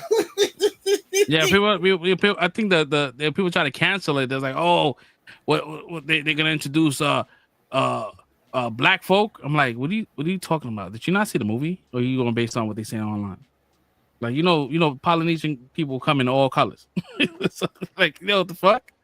But the thing is that it wasn't even the show was about like them meeting different cultures. Exactly, within the Polynesian islands. Yeah, like then they're like they share their knowledge of like their different cultures with each other to like you know I don't know what people are afraid of harmony, bro. Like people, I don't know why that bothers people so much. Like people are just harmonizing. People are all different colors, just harmonizing together, not being at war with each other. And they go, "Oh, this shit's woke. Look at this fake shit." Like, bro, why everything gotta be a conflict, with people, bro? I don't understand. Word. You go to fucking American Samoas, bro. They come as dark as they fucking come, bro. Dark. Bro, everybody coming all different shades and sizes and colors, man. Like shit is not that serious, bro. We all bleed blood. When we cut ourselves, all our blood come out red. So it makes no sense for like everybody acting stupid about this shit, bro. Yeah. We all bleed the same color. But yeah, it was a good movie. So anybody get a chance? Well, I don't think it's in theaters anymore, so probably missed out. But definitely watch it when it come on Disney Plus. Yo, it's a good show. I know they definitely gonna make a part 3. Part 3 is definitely gonna come. That shit made $1 billion. They're making a part 3, bro. Well, they got the live action. Yeah, I mean, they had. You did you see the post credit scenes? Yeah, I did. Yeah, so I'm like, that was dope. That's definitely like part 3 territory going on there. Like, I can't wait. Yeah, believe in your projects, bro. Word, yo. Yo, that shit would have came on Disney Plus, bro. That shit would have made nothing, bro. It would have made viewers, not money. I mean, the only thing I would say is that give Lin-Manuel Miranda whatever money he wants to bring to make new songs for the third one, because the song's a little weak in the second one. But other than that, it wasn't all bad, but it was weak. It wasn't as good as the first one song. You know what I mean? And they definitely did recycle a couple of Lin-Manuel songs into this movie too, especially with the Wayfinders and stuff. Mm-hmm. They used a couple of his. I know they used a couple of his songs and they recycled that shit into the movie. But yeah, it was a good watch. Shout out to Mufasa. I heard that made money. So hopefully more. I don't know. Hopefully more Lion King movie comes out. So I was watching a little bit again, because some of it was online. So I really enjoyed the movies. I don't think I think if Disney keep going this route, they'll be doing all right, bro. Like I have a little more faith in the live action Moana now and the live action Lilo and Stitch. Yeah, other than that, yeah, my week's been good. Just dealing with my son being a knucklehead. I was watching you guys a couple of times before I knocked out. I did the last episode. Y'all talking some crazy shit, bro. Yeah, I felt like I was like, yo, that whole Trump shit or some shit like that I was here, bro. Yeah, I gotta address that shit real quick, bro. Y'all over here giving Trump credit and shit, bro. Trump ain't getting no kind of credit from me, bro. Fuck that dude, bro. On every day of the week, bro. Like y'all said something about him doing with the child support shit or some shit like that, yo. That's that dude, bro. That nigga don't care about no child support. He don't care about anybody but his fucking self, bro. Look at this shit like today with the plane crashing and shit, and the stupid news conference he gave out there, bro. Instead of stepping up and being a man like a president, you gonna go finger point and shit. You know, fuck that dude. And Elon Musk was sick fucking hailing, bro. I don't care what anybody say, bro. He was throwing out the Nazi sign, bro. I don't give a shit, bro. That dude is a fucking racist, bro. They all racist. Bro, how many times can somebody say some crazy, foul, crazy shit before you like just finally give them the brand, bro? Like everybody that's in his cabinet is saying some racist shit, but they're not racist over there, bro. I don't know. You got homeboy over here talking about the George Floyd shit with release Derek Chauvin. That's his people's saying saying release Derek Chauvin. Come on, bro. Like who said that? One of his people is speaking of his shit, saying that he need to release Derek Chauvin next because what's happened to him was a travesty or some shit like that. Like that George Floyd shit was like a hoax. They need to release Derek Chauvin because he's being wrongfully locked up, bro. Project 2025, bro. They're not playing. People think it's a joke. They started firing air traffic controllers and people with all these positions and stuff. And I look at it, planes crashing, bro. Another plane just crashed today. After the plane crashed with all the figure skaters and stuff that was on there, bro. Another plane crashed today, bro. Like this shit's getting real. Wait, they politicizing the plane crash? They politicize anything, bro. Anything will get politicized, bro. That's crazy. But I'm just saying, Trump's an asshole. Yeah, guys. I saw some shit earlier before the show that they're like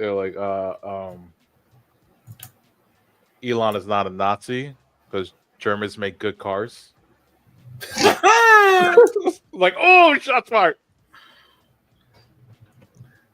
He's not a Nazi. He's just a moron, bro. Like, but he did the. I don't care what he said. He did throw the Nazi salute, bro. Like, you know what you did, bro. Like, don't play around, bro. And most of the neo-Nazis now is not even German anyway, bro. They're like just white people that's looking for something to just jump on and shit. That's hate, bro. Like, I don't know, bro. Niggas in America is fucking weird, bro. I kind of want to check out of this fucking place, bro. Americans getting freaking weird over here, bro. Like, definitely the vibe right now. Well, in funny news, I don't know if you guys peeped this shit.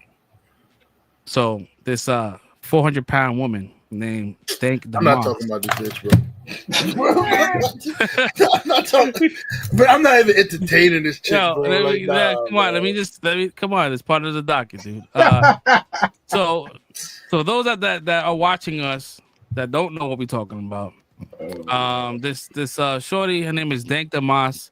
She's suing Lyft after a driver refused her service for not being able to fit in this car. So, real quick, I got a quick clip. I was about to say you got to throw it up. I got it right here.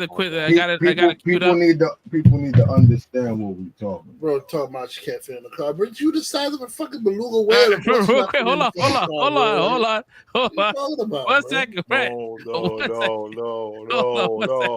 Take it easy. Hold on. I got you right now. What are you telling me? I'm too big to get in your car. Deja Blandings recorded it all. Her Lyft driver pulling up only to turn her down. I was too big, and his tires, something about his tires. I asked him, what do I have to do with your tires? This happened January 18th. The 29-year-old Detroiter was headed to a Lions watch party, only she never got there. So you telling me I can't get in the Lyft because I can't fit in your car? Yeah, you need to order a bigger car. What makes you think I can't fit in the car? Car's already down to the ground already, bro. I'm sorry. The driver told her she needed to request an XL car. And he's not wrong. Embarrassed and I feel some type of way about it, you know. She's hired a lawyer and is suing Lyft. Well, from a legal standpoint, it seems like obvious discrimination. The Elliott-Larsen Act, which is Michigan's Civil Rights Act, specifically protects people from weight discrimination. And the driver here turned down her ride because of her weight. Deja says this experience has scarred her. I haven't really left my house since that. She hopes this lawsuit will change how people treat others of all sizes. Didn't have to pay for extra for a Uber XL. While Lyft does not comment on pending litigation, they did send us this statement saying, quote, Lyft unequivocally condemns all forms of discrimination. We believe in a community where everyone is treated with equal respect and mutual kindness. Our community guidelines and terms of service explicitly prohibit harassment or discrimination. Reporting in Detroit. So you're telling me that this mofo was supposed to look at his car already. His car's already low. It's already low to the ground. He was supposed to let this big chick into his car, which is going to push his suspension and undercarriage all the way down. The car, the muffler will be dragging on the freaking ground wherever they're going, bro. She's too big for the car. Come on, we need to stop. I'm saying this as a fat guy myself. And Lyft and Uber is not paying for his car for whatever damage happens after that. So I'm saying this as a fat guy myself. We need to stop making excuses for these fat people, bro. You need to lose some weight, bro. Don't they still charge extra for plane seats? Yes. Oh. Yes. You have to buy 2 seats. And they don't call that discrimination. I should have to pay more for an XL. Yeah, you have to buy an XL. If you're that big, you have to get in a truck, bro. A truck, a regular car is not carrying you. You have to get your ass in a truck or an SUV. That's it, bro. Stop acting like you don't know what the time it is, bro. Chick, I saw the front of your legs, bro. The front of your legs is poking out, bro. You wilding, bro. Come on, bro. I believe she was. I think she was 487, something like that. Come on, just imagine all that weight on one side of the car, bro. On one, bro. She's bigger than bro. I'm big. Come on, let's straight up facts, bro. I'm not. Everybody know who watches the show. I'm a fat guy. I'm not gonna lie to you. I'm a fat guy. I'm 4 something, bro. I'm maybe 430 something, 480 something is insane, bro. I got up to the 480s and I said, you know what? Nah, I'm not living my life this. And I started trying to lose weight and I've been losing weight ever since, bro. Get your life together, sis. Come on. Yeah, she's like 5'3" too. So that's 5'3", and I'm 6'3", bro. So I mean, I'm carrying the weight better than her. Yeah, nah, that's just crazy. The fact that Lyft is not went against him, and I'm pretty sure they fired him for that shit. But yo, you don't fit in my bro. I don't think you'll be able to fit. Let alone put on a seatbelt. Of course, they're gonna take her side because they don't want to look bad. But it's just so fucking stupid. Yo, bro, he messed up by saying he didn't want her in the car because she's fat. He should have just started driving off and cancel the ride. That's it. Don't say shit. Just drive off and cancel the ride, bro. Well, I think he canceled it because I'm fat. I think. You won't know. You can't say the reason why. If you just drove off and canceled it, she would have never had to think anything to say to discrimination or nothing like that. But the fact that you told her you canceled it because she's fat, it would have been that's why she has a lawsuit. Oh, because I'm fat and I'm black. If you canceled the ride, I don't know, blah blah. Yo, bro, that shit. Bro, that shit happened to me. I'm standing at the corner of town and I see the car pull up and they see me and they be like, "Nah, I'm out," and they drive off, bro. That happened to me. It happens. But I can't call discrimination because the driver didn't tell me why he could deny me. He just kept the pushing. I mean, I don't know how I made it happen, bro. But I had my car is a tiny car, bro. I have a small Volkswagen. Shit is it's like a 4-seater, bro. But I have 5 motherfuckers in that shit. I had me. I had Don, Jared, and Jared, Marrero, right? and Devon. And that's it. And we was out. Me and Don and Marrero, some big ass dudes too. So and we was in there. My car made it. So I mean, I don't know, man. I know that I saw a video of her rapping, and it had her in the trunk of the car. And it's like, yo, she couldn't even fit in the back of the trunk. And I was like, damn, these motherfuckers are wilding, bro. Yeah, they going in on her, bro. But at the same time, like she made it, you know, she made it known, and she want to get that lawsuit, and she's probably gonna win. They're gonna settle, and she's gonna get paid, bro. This is shit that be bothering me though, because when they do this shit, they make so much excuses for like big people not to lose their fucking weight, bro. Like, you know the same shit when the reason why they took away the super size and the king size from McDonald's and Burger King, because a fat person said they didn't know getting the king size and the super size was going to make them fat, because McDonald's and Burger King could offer them, hey, do you want a king size or super size your burger and fries? The fries and drink? And they kept saying yes. And then they made a lawsuit saying that they didn't know it was going to make them fat. How you not know you ordering the biggest French fries and the biggest soda is going to make you, what's going to make you fat, bro? Like, stop making excuses for this shit, bro. You fat. I'm fat. Lose weight. That's it. And again, if anything would have happened, this is somebody. I feel bad for the driver, dude. You're a Lyft driver trying to support your family, and if something would have happened to the car, again, technically you're an independent contractor, so Lyft not gonna help you. If something happens to your car, that's your personal vehicle. and yeah, even I mean, look at fucking Lizzo, bro. She lost mad fucking weight, and she looks fucking amazing. And even she's retracted all the shit she was saying, because before she like fat positivity, and then she took it all back, saying, nah, you gotta lose the weight. It's not healthy. Yeah. I saw this one video. I got it queued up here. This shit had me dying, bro, because it's like kind of true. Hold on, let me see it. Can I expand this shit? Hold on. Just because I'm fat, that doesn't invalidate the things that I say. She died. You ready to get supersized? She died. Today I saw this video. He's dead. I remember this. My Fat Positive radio show, which didn't last long because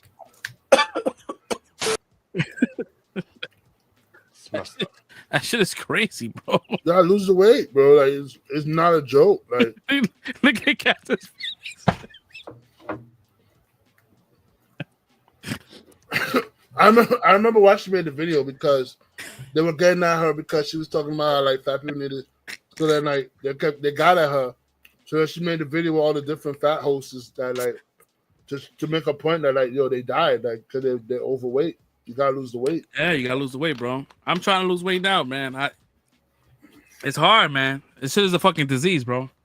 It's a fucking disease, bro. Because you say to yourself like, oh, I'm gonna start Monday. Then Monday becomes Friday, and then Saturday, oh, I do it on Monday. And then like, oh, that becomes 20. And then and you sit there like, you know what? I'm gonna stop eating at 8, and then you go through 3 days, and then it's, you start eating at 9, start eating at 10, and then start eating.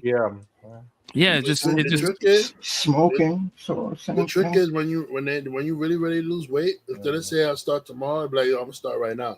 Just do some jumping jacks, do some squat, do some push-ups, do something.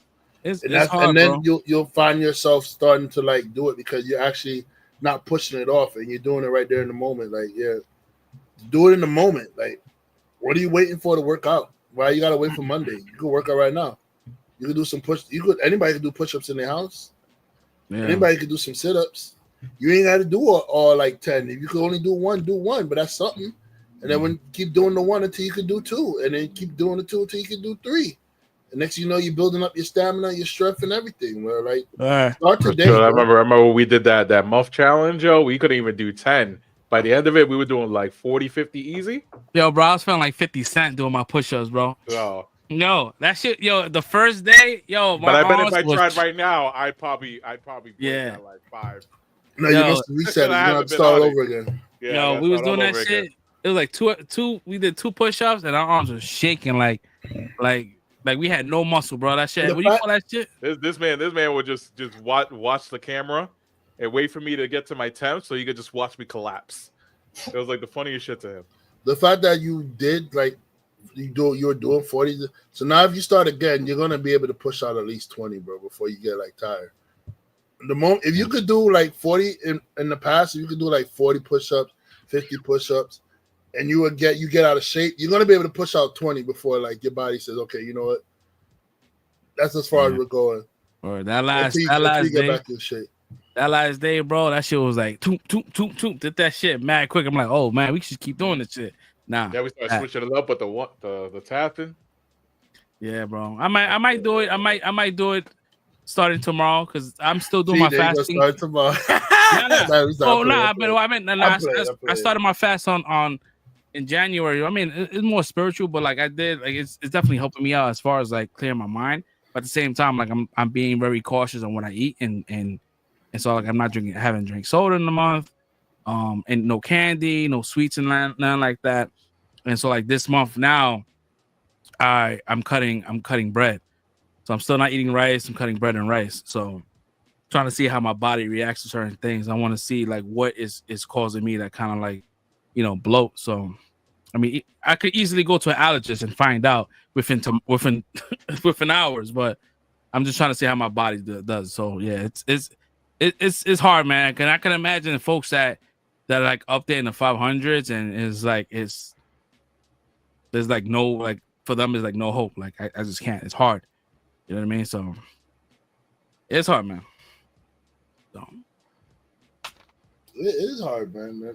I'm not gonna pretend like try to lose the weight is easy, that stuff. You know what I mean? But you gotta do it. If you want to live, you gotta do it, bro. Because when you get a certain age, your arteries start clogging, bro. Your freaking blood stop flowing the same. You're gonna develop all hypertension, then that leads to stroke or heart attack. You develop diabetes, and that fucking shit is done. It's a nightmare if you have that shit and it's uncontrolled. Uncontrolled diabetes will fuck your life up, bro. You will lose a foot. You lose probably both your feet. You lose some hands. You lose some fingers, bro. Like your shit just start going numb for no reason. It's not a joke, bro. Like just lose the weight. Lose the weight. Don't play around with it, bro. Like Shorty looked like she young. She probably in her 20s and stuff. But that size and bro, her heart is like struggling right now, bro. Like, and she's only 5'3". I'm 6'3", and I'll carry the weight better than her. I'm big. That's wild. I'm gonna carry it better than her, but like, for her to be 5'3" and weigh more than me is insane, bro. I don't even know how she's walking without breaking a bone, bro. Yeah, she has a crazy. I mean, she's walking like without assistance, but you could tell like it warped her legs. Like you can see like her legs like yeah. What do you call that? It's like ball legging. Bow leg, yeah, the bow leg walk. Yeah. Even if she loses the weight, that shit it just remains. It's like the shorties from was 1,000-pound sister. Like they lost mad weight. But you can just tell like they got the fat walk. You know what I mean? Mm-hmm. Yeah, I think the water don't go nowhere. You're gonna have that water for life, yeah. Yeah. Next up, man, we're talking about Mr. Beast. So right now, Mr. Beast, along with help with CEOs from Roblox, employers, and digital CEOs, digital cryptocurrency dudes, they're looking to buy TikTok right now for $20 billion. That is crazy amount of money. So they're still looking for a U.S. buyer. I think right now there's these guys that's open a bid, as well as Microsoft is looking to open a bid as well. Microsoft, I see the reasoning of Microsoft getting it. I don't know, man. Like it'll be cool. Like if you're on Xbox and you want to stream, instead of streaming to Twitch, you can stream to TikTok, directly from your Xbox. I mean, that'll be pretty dope, but I don't think that's like worth, billions to do. You know what I mean? They had fucking, what was that last streaming service they had? Mixer, and that shit died. Even though it was cool. It was cool, but they didn't invest it. They gave up on that shit, and they just, you know what I mean? Like they invested a little bit into it. I don't think they did enough because they used to have that Mixer studio downtown, and you could go to the studio and stream. They had computers that you could sit there, load your game, and stream from. But but the problem was that they felt like if they took some big name streamers, all their fans are gonna follow them over there and stuff. And they found out that a lot of fans didn't follow them; they just stayed on Twitch and found somebody else to watch on Twitch. Yeah. So because they got big names. They had like Ninja went over. Some other dude that used to play that. Didn't Gatalian go over too? They had Gatalian, yeah. Gatalian went over too, but like it but just Gatalian numbers got cut in like I think not even half. I mean 75% of his fan base is gone. It sucked for him because his stream he plays music in the background, and because it was on fucking Microsoft, it was on the platform. There was striking his channel because he had music in the background. Versus Twitch, you can do that. You know what I mean? You can play music in the background on Twitch. It's just the VODs it'll mute that music. But with him, they'll fucking stop his stream midstream. It's like, yo, like what the fuck, like. Like this is not what I signed up for. So when it died, I think he went to Facebook, and then Facebook had the same issue. Yeah, so he's back on Twitch, but yeah, it's crazy when you see like the streamers that I like. I wouldn't say grow up with because I was like already a fucking adult, but like within the last 10 years, like these dudes are like they look like they want to hang it up. They're like, yeah, I'm done. Because you're trying to compete with these younger streamers now, where they're not even really playing games; they're just doing like chatting, and they're going IRL, they're outside in the street and shit. Like the streaming world just went in a different direction. Bro, streaming is so crazy. Like, look at it, they just had freaking Kai Cenat on Monday Night Raw, bro. Like, Word? That's crazy, bro. Kai Cenat was on Monday Night Raw, had an entrance song and everything, bro. Coming out, giving the fans high fives, bro. And I'm like, yo. And all he does is sit there and talk on the stream, bro. He doesn't even play video games. He doesn't do nothing. He's like just hanging in the house with the AMP dudes and stuff like that, bro. Like, and he gets celebrities to come over to his streams and be on his stream, bro. It's like, it's crazy. Yeah, so like trying to compete, compete like, with that nowadays, bro. Back in the day, it's like watching Gatalian. He had like 7,000 watchers. I'm like, yo, that's crazy. He got 7,000 people watching. That's crazy. Then you looking at these streamers, they got 70,000 people watching them daily. I'm like, I think Kai's got like the most streaming. He got like millions watching his shit, bro. Like, yeah, I think his record right now, he had like 700,000 people watching the stream, bro, with the fucking and I think he got his sub count that month at 101,000. Subs crazy, bro. At $7 a pop, 100,000 times. Crazy. That is crazy. And just talking shit. You know what I mean? And that shout out to him, bro. And hold on, I'm gonna clear it up. I'm not hating on Kasha.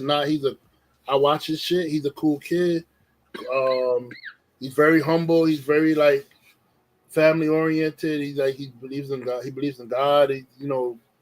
Family. He's a positive dude. So I'm not hating on Kasha. I'm just this just insane the meteoric rise that he somebody gets, and so the fact that you went from streaming and you're on Monday Night Raw the next night because you're so big as your name got so big with streaming, bro. Like it's just kudos to that guy, man. It was like shit, he made it.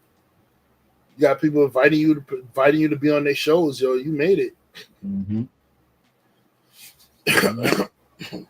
That shit is crazy, bro. It's wild, bro. Like I said, he came a long way. He went from doing stupid work pranks like on Instagram and YouTube to like settling down, becoming a streamer, and then actually making a name for himself, bro. Like, so, yeah, he dethroned Pokimane. Pokimane used to be the top Twitch person. Now it's him. I ain't never think somebody's gonna take out Pokimane. Yeah, that shit is crazy. I think 100,000, 10,000.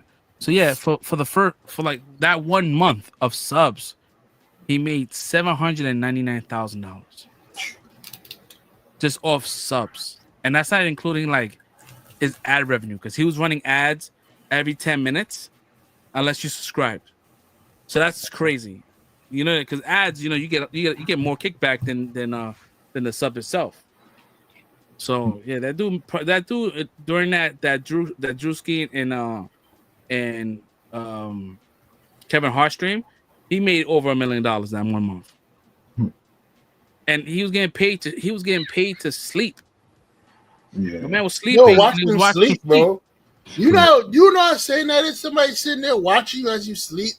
I ain't watching nobody sleep. I'm turning the fucking monitor off, bro. Like, yo, but that's how much these kids are like into the like social media drug that they're drones, bro. Like they gotta follow the pattern. Like if they watch me as I sleep, they're gonna watch you as you sleep. Like, yo, man, I would go in on my kid if I just randomly like that's what you watch us.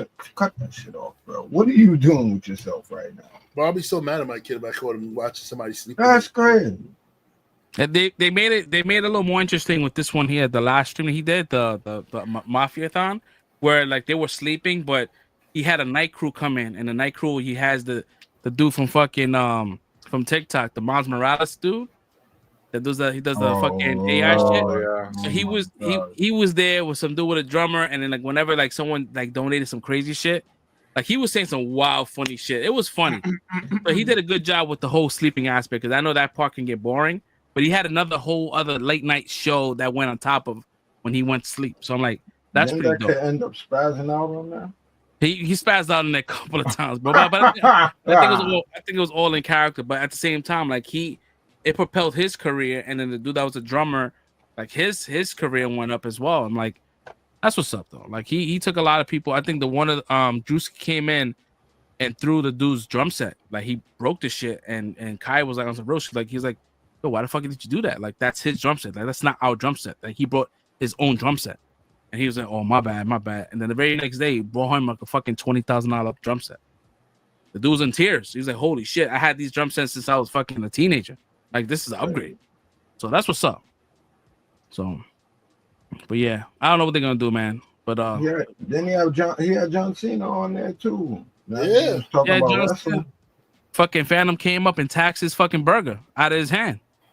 Oh, he was about to eat the fucking because I think Kai Cena had the that chicken Big Mac, and right before John Cena was about to eat that shit, like he came in and just grabbed the shit out of his hand. He just ate that shit. I'm like, damn, that's crazy. That shit, wow.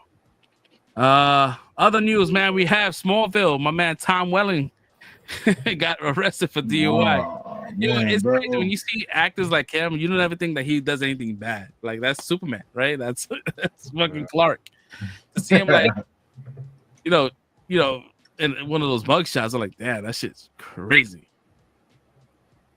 Yeah, my man old too, so it's like damn, bro. Yeah, I don't know the details in full because the stuff hasn't got released, but hopefully everything is good. Hopefully he just came out from a party, he had a little bit of drinks, and he was coherent, but he got pulled over, and cops, once they smell that shit, it's finished. Regardless of if you're drunk or not. If you blow into that shit and that shit's over the fucking limit, yeah, you're getting locked up. The Superman creators estate sues DC and Warner Brothers over foreign copyright ahead of James Gunn's reboot. I'm like, yo, they could do that? I guess so, because the estate runs shit. I don't know. They're suing for foreign copyright. It says foreign copyright. So I don't know what that really means. Is it because like if it releases overseas? Let me see. Superman estate suing. Let's see. Yeah, so this was published through Variety. It says Superman creator estate sues DC and Warner Brothers over foreign copyright ahead of James Gunn's reboot. It says the estate of Superman co-creator Joe Shuster sued DC Comics and Warner Brothers on Friday, seeking to invalidate the company's copyright in several foreign markets. So, they must not be getting kickbacks off of it. They must not be getting kicked back, and they must be like, yo, I want this bread. You got the Superman shit, and yeah, for everything. Yeah, I mean, it is what it is, man. Next up, we have the Friendly Neighborhood Spider-Man. We're gonna talk about the show in full towards the end, but there was some kind of like discourse regarding one of the actors. I believe he was the voice actor that plays Peter Parker. He also voiced Peter Parker in the What If episode. I think that was episode 2 in the first season. And he pretty much says that he's glad that that the show is not woke or annoying, and people like they lost their shit. They're like, oh, he's a racist, da da da. Like I think we talked about this shit a while ago, and I'm like, I think people's definition of woke has changed to so many different fucking like realms. They don't know what the hell they talking about. It's unrecognizable at this point in time. Like I don't know if you mean woke because there's black folks, or there's woke because it's it's identity, stuff that has to do with identity. Because I'm watching the show, I'm like, this is pretty like diverse. If you want to talk about like if they have their definition of woke, like this seems a little woke, right? You race swap, Norman Osborn. Should have done that a long time ago. My man always had ways. That's 100% true. My man's ways was spinning, and I felt like they always illustrated him in a darker tone. Like he never was like white in the old school comics. Like he had that kind of like a little bit of color in him. So I don't know, but like there's a whole bunch of kids. It's very diverse. So I don't know what his definition means woke. Like in this new climate of woke, this seems woke for those people. For me, it doesn't. It's just like it's good. It's good television for me. So a lot of people trying to like cancel the shit. I was like, yo, these fucking like Disney and Marvel cannot get a fucking break with these fucking actors, yo. Just shut the fuck up. If you got a project coming out, shut the fuck up. If it has nothing, just keep it straight up, about the show and about your character's growth or whatever it is. Whatever this shit means to you as a person, as a how I identify, just if you want this shit to fail, just keep that shit out. Because people gonna be toxic and people gonna talk shit, and they're gonna fucking stop you from getting money. I don't know. I don't agree with that. I hear what you're saying, but I don't agree with that. This is literally a bullying form of censorship, and you can't like tell people what and what not to say. Like, I mean, I get the sentiment of what you're saying. Like, so no matter what happens, it's like real quick. So like that whole Rachel Zegler situation. Do you feel like she hurt her film more than ever? No, but what I'm saying is she's talking about things that didn't have nothing to do with what was going on with her particular project. Like, but there are other situations that we're talking about during the week, like things do have to do with the project and people still lose their mind. So that's why I'm like, I can't just tell people not to talk about anything, period. If you want, like, people gonna act the way that they act. This is just the climate that we're in now. It's just sad that this is what it is. But you can't win either way. So I'm not gonna tell people just to shut up, say what you gotta say, because people gonna lose their minds regardless of what it is. This week has been an exact example of that from every spectrum, from end to end. Like, it doesn't matter. Because I feel like people just overshare. They overshare, and the whole Rachel Zegler shit, like that whole entire press run is the reason why the fucking film just got reshot, redone. It was just so much shit, and it's like, yeah, you want to sit there and talk shit about the previous iteration, like this is not like a damsel in distress, whatever. Like, yeah, she's down. That's different. You downplaying the project that you're in. But then you have other characters. Other actors that will bring identity politics into their platform, and like some people will rather go into these movies not worry about the shit that's happening in the real world. They kind of want to like escape that. They don't want to watch. I mean, there's people that enjoy that shit. It's a very small minority of people that want to watch what they see in the world, but at the same time, people don't want it. They don't want that. They don't want this whole soapbox, standing on the soapbox situation. But I get it. It depends on how you do it, and how it's written. Because you can't say to take messaging out of storytelling. That's what it is. Like, these things are supposed to reflect real life because you're supposed to see yourselves in these situations. But again, it depends on what it is. Exactly. Let's be clear. It depends on what it is. Snow White is not the place for that. Captain America, yeah.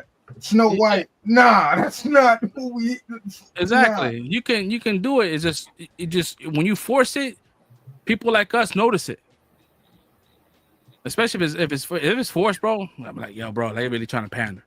Like, you know what I mean? Like, and it's just a lot of these movies are not making all the money it could possibly be making because there's always some bullshit. But yeah, they try to cancel it. But I from what I've seen online, it's been very highly receptive. Like, it's been well received these last two episodes. So, and I don't think he meant it. People were calling him racist. I don't think he meant that as a like. I don't think he was. I don't know. I don't know the kid. I don't know him in real life. But based on what he said, I don't think he came off as racist. He just came off as like his version of whatever woke is.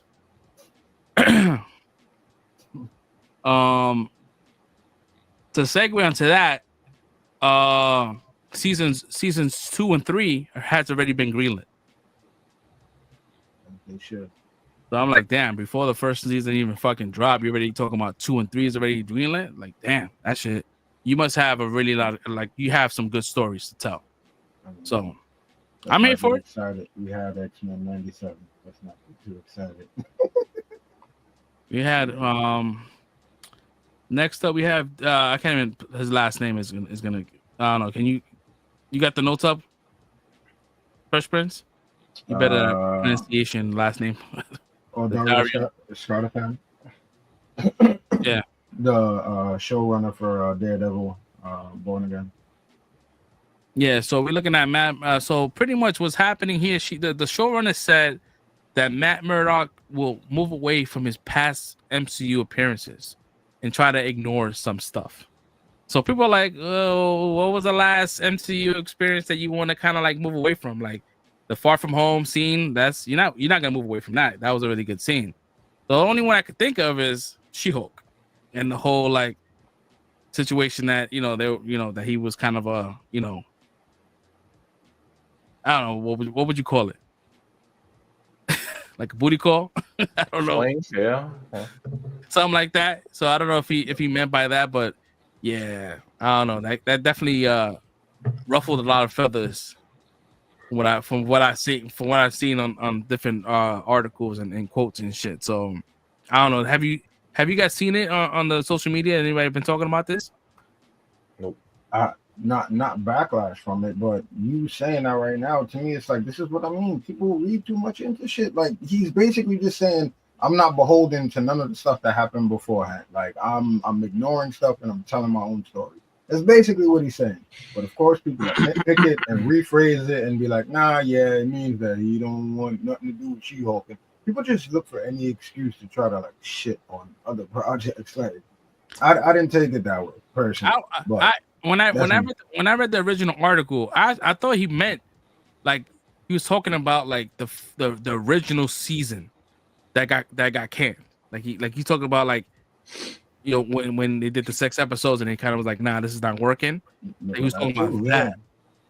I didn't know what he was talking about the whole She-Hulk, because that's in within the MCU's fucking I mean, they still didn't specify, so. They didn't specify it was the MCU?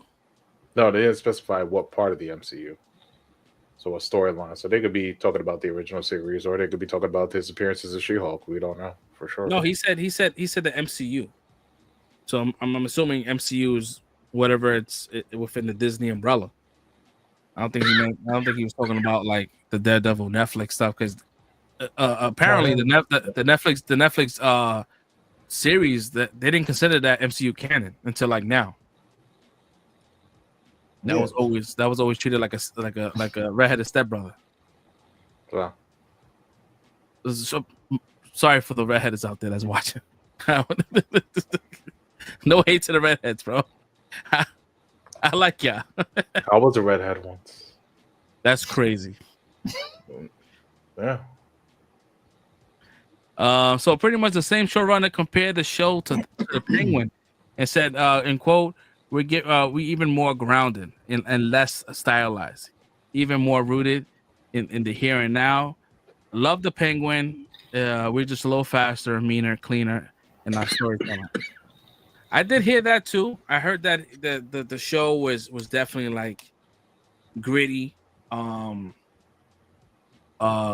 But yeah, I wouldn't. Yeah, I wonder why he brought up the Penguin. I wonder why he made that comparison. But I guess because Penguin did so well. It's like, let me just align myself with that. Well, it was very. I don't think he should have done that though, because like now people are gonna go in with an expectation. Because the Penguin was really fucking good. Yeah. I mean, if you're talking about visually, it does seem that way. It does seem darker. It does seem like it's in the same kind of tone, colors. And he did also say that there's a violent action sequence that's like batshit crazy. So that's what I'm thinking, why they're comparing it, like how violent they get, like they did with the Penguin in certain scenes. I think I can see why he would compare it. You just got to live up to that, though. I can see it, and it seems that way. I mean, look at the alleyway when he broke Homeboy's leg like that, like they breaking arms and stuff. Like it looks like it's gonna be very visceral. Nah, so, me personally, I probably have not done that because how great Penguin was, and a lot of Penguin was definitely violent, but it was more or less like, a lot of good. Oh, Brad, you good? Yeah, I'm good. I knocked something over. Sorry. Oh, yeah, no, because it was just good storytelling, right? It was good storytelling, and the pacing was great. Yeah. With this one here, I think that Daredevil, we haven't seen it yet. We got like a month and some change left. But it definitely, like you said, I agree with you said, First Prince, that it looks like it has that kind of tone.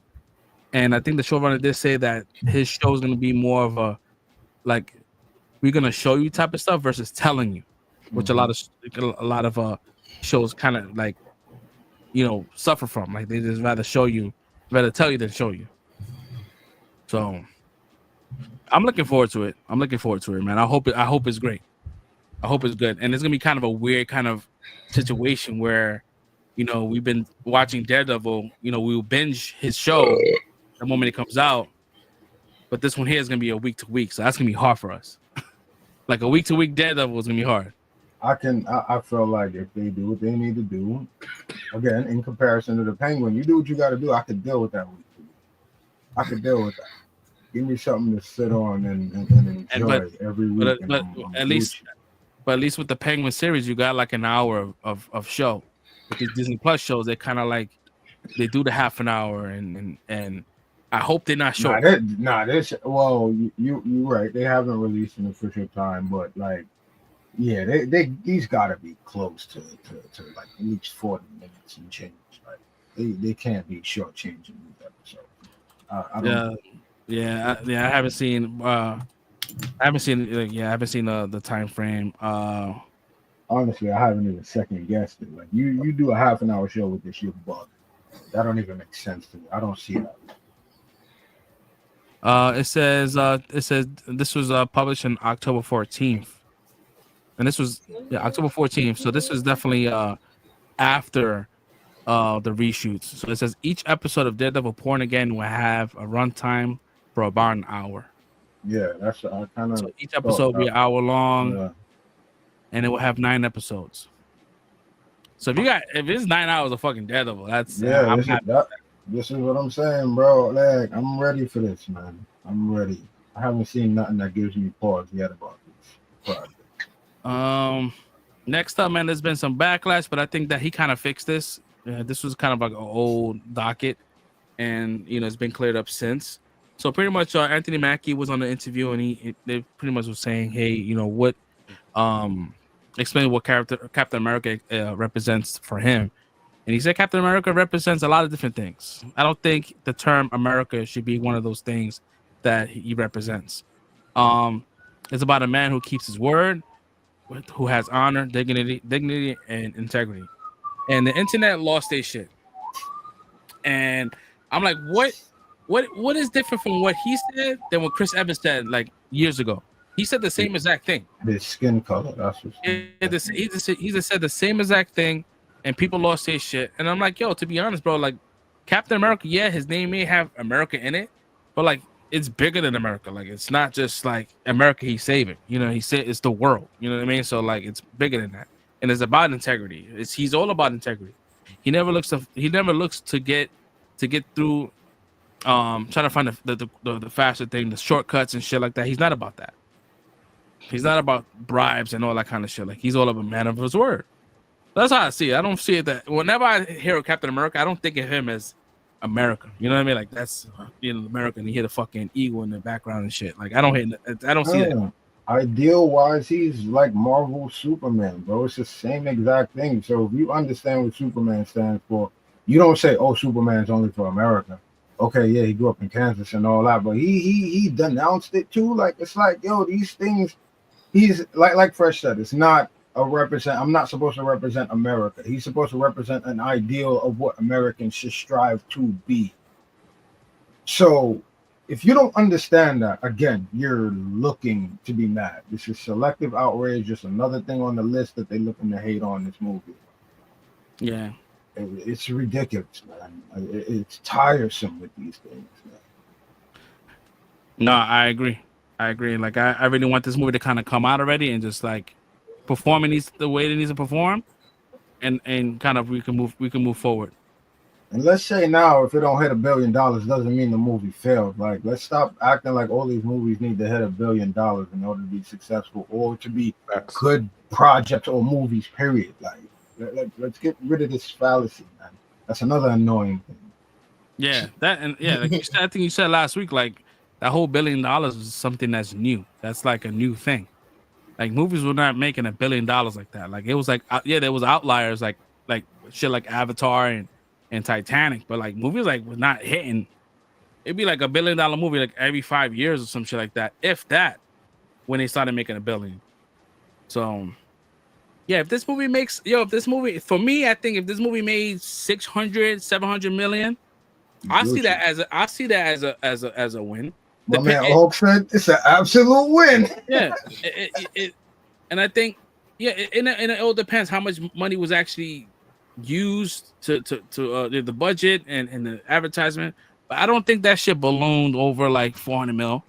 So if it makes 700, perfect, great. It's a win-win, because if you was to compare that versus the first Captain America movie, it outperformed it.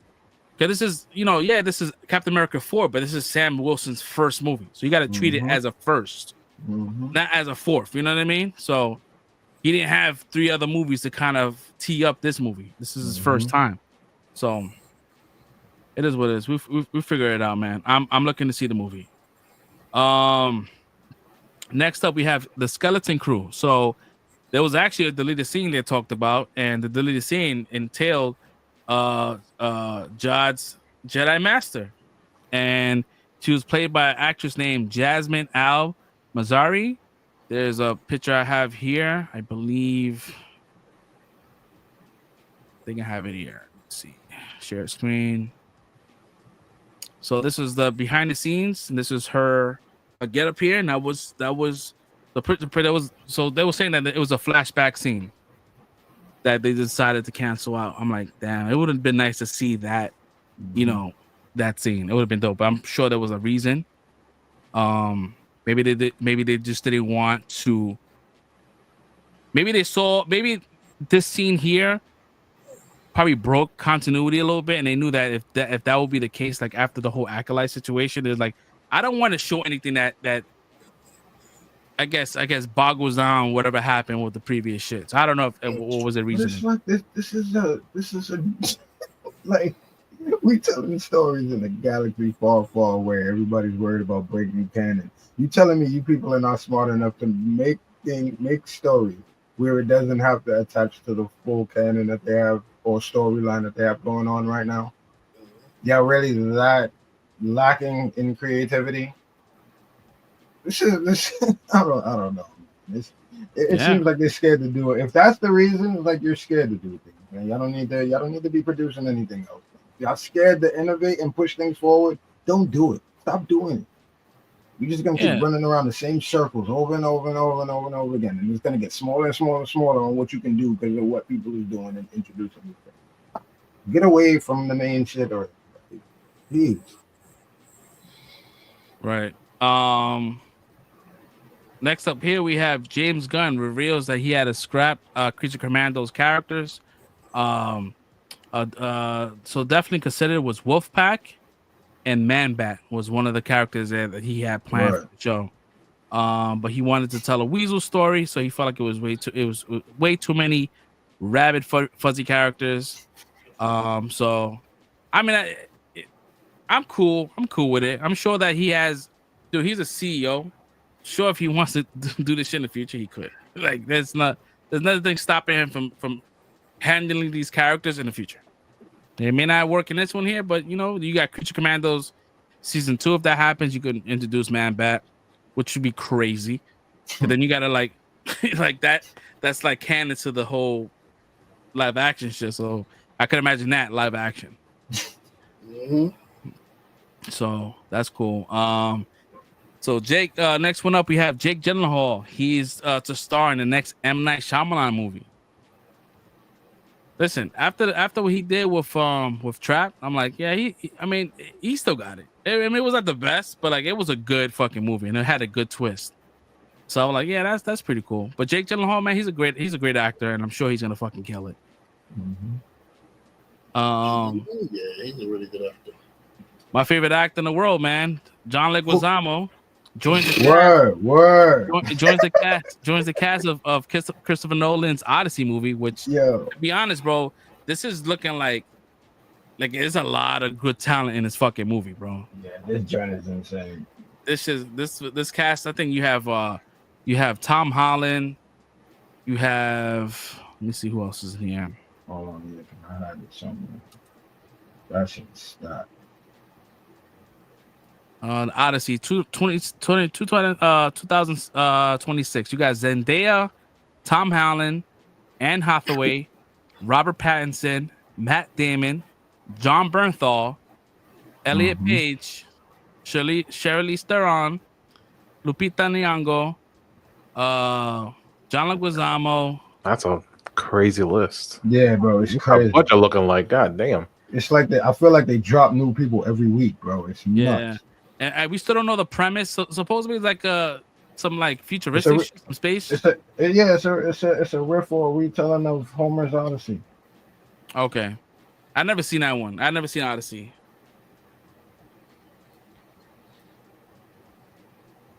Yeah, I don't know, man. That shit is looking crazy, man. If it's Christopher Nolan, man, this shit's gonna fucking hit, bro.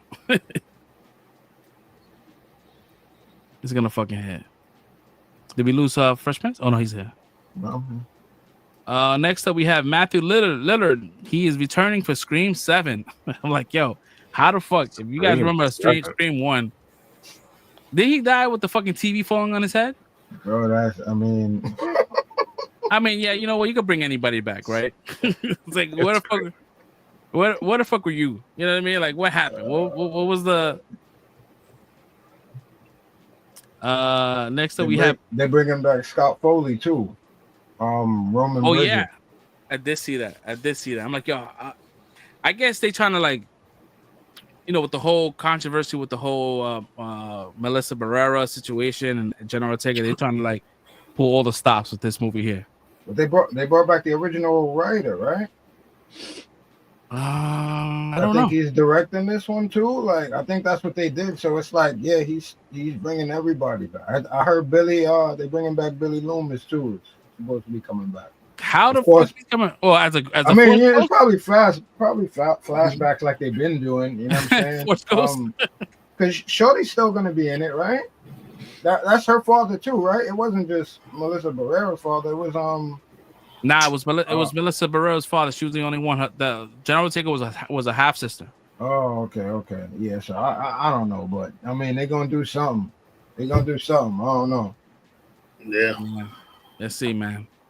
So next up we have Aaron Paul and Simu Liu. They're gonna join the Invincible season 3 cast. You know, yeah. So Aaron Paul got that, you know, that voice you can just recognize from anywhere. Well, my man Shang-Chi running that shit, which is pretty dope, man. I like that. I like him. I like them both. So I'm happy that they fall into this new universe of Invincible. They had they dropped a bunch of people. They got my man in it too. I was about to call him Michael Ironside. That's not his name, but he was in it was the older dude, bald head dude from Breaking Bad. He was in matter of fact, he was in Beverly Hills Cop too, the first one. The dude that shot Eddie's homeboy in the hallway. Oh, I know what you're talking about. He was in Breaking Bad. Yeah, that's what I'm saying. Yeah, I can't remember. I don't know the dude's name though. I'm trying to find it. They released a whole bunch of people. Yo, he did Murphy friend homeboy dirty in the first Beverly Cop movie, bro. Nah, they did Mikey dirty. That was good. Bro, they Eddie cubbed him in the back of his head and right in front of his apartment, bro. Like, damn. Yeah, we got so pretty much if you guys seen the thumbnail of the show, you got my man David Cornsweat with the crazy eyes. People lost it. Sweat for real? Huh? His name is Corn Sweat. Yeah. Why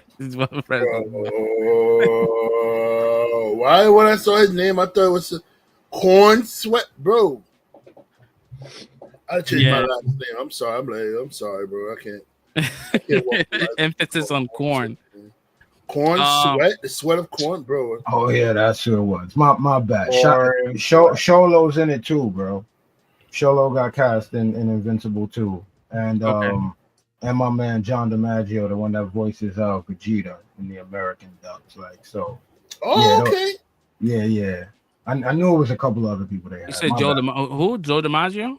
John DiMaggio. Oh, and Kate Mara too. Oh yeah, John DiMaggio. Yeah, that's Kate Mara also. That's the dude that does the Venture Time. He plays the dog. And I think he does Marcus as well in Gears of War 3. Marcus Phoenix. Yeah, he's a dope voice actor. So back to Jonathan Banks was homeboy's name that we was talking about from Breaking Bad and Beverly Hills Cop. All right, so back to Corn Sweat. So pretty much there's a whole big discourse about the whole flight time, and because I don't know if did you guys see the trailer? Yes. For which? For Superman. The one you showed, yeah. The one it was a 30-second spot that came out like I think this week. Oh, I didn't see that. Sorry. So yeah, that's so people are losing their shit. They're like they don't like the way he looks. People are like, oh, his face looks all CG. James Gunn came out and said that there was no CG in his face. When I saw it, I'm like, yeah, it just looks like there's a wide angle lens. I first said it's like a fish eye lens. That the way it looks like it's when something is wide angle and you put a subject in the middle so close to a wide angle, it kind of distorts the face a little bit. And that's why I kind of, when I saw him, like, oh man, that was one of my fears that he was gonna go with that whole Adam Warlock situation, the way his flight time was. I'm like, I really don't hope they don't go with that, where the head looks large and which, mind you, this is only like a second of footage. This may not be like what represents the movie, but I think I put it in the group chat for those that I know you guys that's watching are not part of that group chat, but Casa put other thumbnails of other characters that had that same kind of like DNA where it had Black Adam when he was flying with the fucking big head. Like I was like, oh my god, I hated that so much. I hate that scene so fucking much because I don't know. It's just I feel like others, and you're not even talking about like Man of Steel shit. Like even like Lois and Clark, like they had great flight times. Like it's not just I'm not grazing one director's choice on how that looks. Even Christopher Reeve's situation didn't have that situation. I just don't like that footage. I guess I can play it here. Let's see, Superman. So it's only like 30 seconds.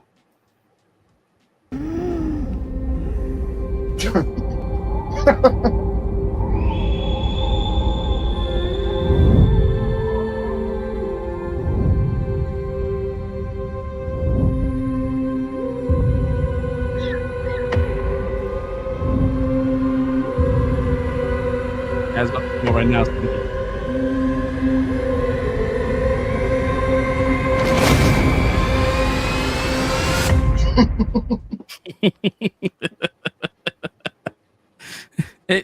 I listen.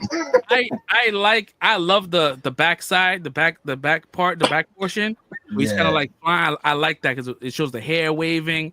I love that part, and then the spin is pretty dope. But it's just when it goes into that spin and it goes into that kind of like GoPro setting, I don't necessarily like that. But again, like this is only like a second of footage. It's not saying much, but I really don't like that scene at all because when you do that, it creates some kind of like uncanny valley with the eyes, and it throws me off. But I don't know from going based on what that scene alone. Stinky, what did you? Did it do anything to you? Did it look weird? No. The eye. It was drifting. Just drifting. Got caught in the drift turn.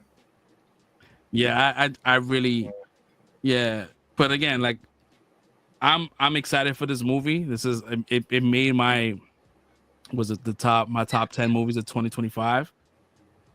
Yeah, it was not for me, but people kind of blew it out of proportion. They went crazy. Fresh Prince, what was your thoughts when you saw that? Okay, let's set up context, right?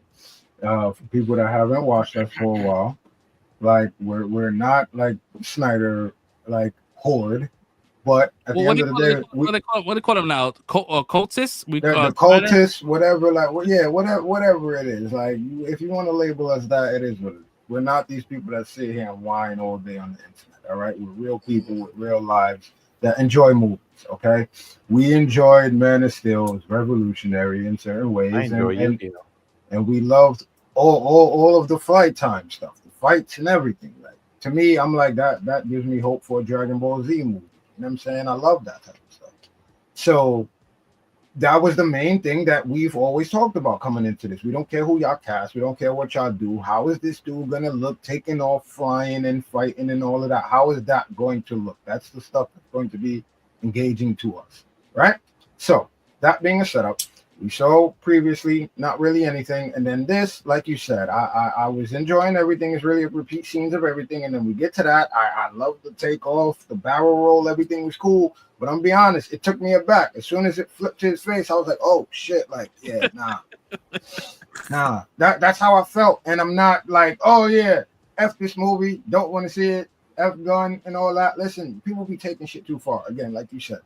But to be honest, that's how I felt when it happened. It took me aback. I didn't like it. Like, yes, like you said, let's see more. Hopefully, like that's just like you said, a second in a wonderful, terrific action scene or flight scene that's going on. I'm not taking nothing away from it or damning it, but for that particular moment and what I saw, yeah, I don't like it. To reiterate everything you said previously about everything else we've seen from other people shooting it like that. It's just not kosher to the eyes, man. It's not. I don't know. Yeah, it was just it was different, but yeah, it's again. There's only a second of footage, and I'm sure there's a lot more. It's like when you pause a movie accidentally in the wrong spot, and you're like, "Oh, that dude looks crazy." Not their fault. I mean, it's just you might have got it at the wrong moment. And we all know that David Corn Sweat. Like, if you guys watch the new Twister movie, like he's not cockeyed. It's just that particular lens he used just warped his face a little bit. It looked weird. Like his chest kind of like shows a lot more. If he's flying straight, why is his chest so puffed out? So I'm like, he has his chest puffed out and his ass up. Like, what is he doing? Like, how is he flying? Does he look like you don't see the knee out or nothing? Like, it looks weird. It looks like a chicken or some shit. But I don't know. Red, you Red? You here with us? All right, gotcha. No. You hear? Red, did you see the new trailer, the 30-second trailer of Superman? Yeah, I saw it. How did you feel about the face? Good, man. I mean, it was, I don't know, it was weird. But I'm trying to give the movie a shot, so I'm not going to nitpick too hard on the trailer. You got time to clean it up, but to me, it just looked weird, like the fight scene, the whole twirling and all that stuff, and he just looked like his head was on like a bobble, like it wasn't attached to his body. I don't know, it was weird. I wasn't a big fan of it. I feel like Zack Snyder has done that same cut, right? That same like shot better than he did. So yeah, I love this scene. I love this part. Like that shot is a beautiful shot. And you could have continued that shot with the barrel roll and just kept the same frame. You didn't have to show his front. But that right there, yeah, I don't know. That it looked weird to me. It looked a little weird to me, especially like if you going that fast, like your face shouldn't be like that pristine.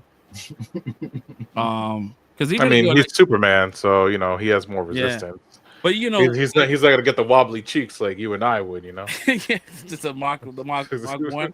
But it's crazy because people are like, oh, these guys are like cultists and they're Snyder lovers and shit. Like I enjoy his flight time. There's so many small details where you see Superman flying up, right? And he's using a hand and he's trying to grab like clouds. And it's super subtle. Like he's trying to like grab it. Like someone that's flying for the first time is like, can I grab that? And like it's small, it's subtle. I'm like, yeah, that's little things that I like. But I'm sure James Gunn his attention to detail is just as good, and I'm sure it's gonna be better. I was hoping for a better thing, but imagine this is just a TV spot. We haven't got a second trailer yet. I believe that he said that there's nothing that's coming out for Super Bowl. He said there was something for the Paw Bowl that's gonna introduce like some like crypto stuff because it's like a dog bowl. So it's, I don't know. He's doing something for that. I'm like, why would you not do Super Bowl? Like that's the biggest thing. But anyways, I don't know. Saving that bread. Yeah, word. So we have next up. We have the rumor mill. I want to leave this kind of like to second last. So it says, according to Scooper, Daniel RPK, the Russo brothers have already signed a deal to oversee additional projects, including X-Men reboot and X-Men reboot at Marvel after the conclusion of the multiverse saga. I'm cool with that. Listen, if they got some good stories and if it's like a kind of a, what do you call it? Like Kevin Feige's underboss is the Russo brothers. That's pretty good. Producer, yeah. You have they would probably be the producers for that. I guess that group of the universe, I guess, or that corner of the universe, I should say. Yeah, there was definitely like a lot of casting. Well, this is like segueing into the next topic where you have actors that they're looking to cast for I believe Cyclops, Kitty Pryde, and what was the other one? Gambit. So I believe there was a lot of talk that was happening with Sadie Sink, the redheaded chick from Stranger Things, being cast as Jean Grey. I did see more reports about this Ayo Adebari, and I know we last week we was not really a fan of that, but that's been kind of like moving further and further up as casting news is coming out. So I'm like, I don't know. Hopefully that's not true. So you have they're eyeing Brenton. Help me out with this one, bro. Brenton Thwaites, my man Nightwing from Titans, my man Dick Grayson. Yeah, I don't know if it's true. I don't want to get hyped, but honestly, that would be perfect. I'm down with that. I have no issues whatsoever. Yeah, I mean, I'm cool with that. He did his thing. Depending on how young he's going, which I'm not a fan of. Like from what you're talking about, seems like we're going to be very, very young about all of that. But yeah, Yeah, so it says Gambit and Kitty Pryde will reportedly be a part of the MCU's roster. I know a lot of people kind of are petitioning for Channing Tatum to come back. Are you guys a fan of that? I mean, I think he was good. I'm me talking this whole time, and I was muted, yo. Oh no! I muted. I'm over here like, yo, why nobody's gonna answer my questions, yo? I muted you because you were snoring. My bad. I bet. What you were saying? Nah, that's cool. Okay. So with the whole Gambit situation, like, do you like that situation? Do you like that? You know, you want him to come back, or you rather like have somebody new? Channing Tatum to come back as Gambit. And give this guy more Gambit time.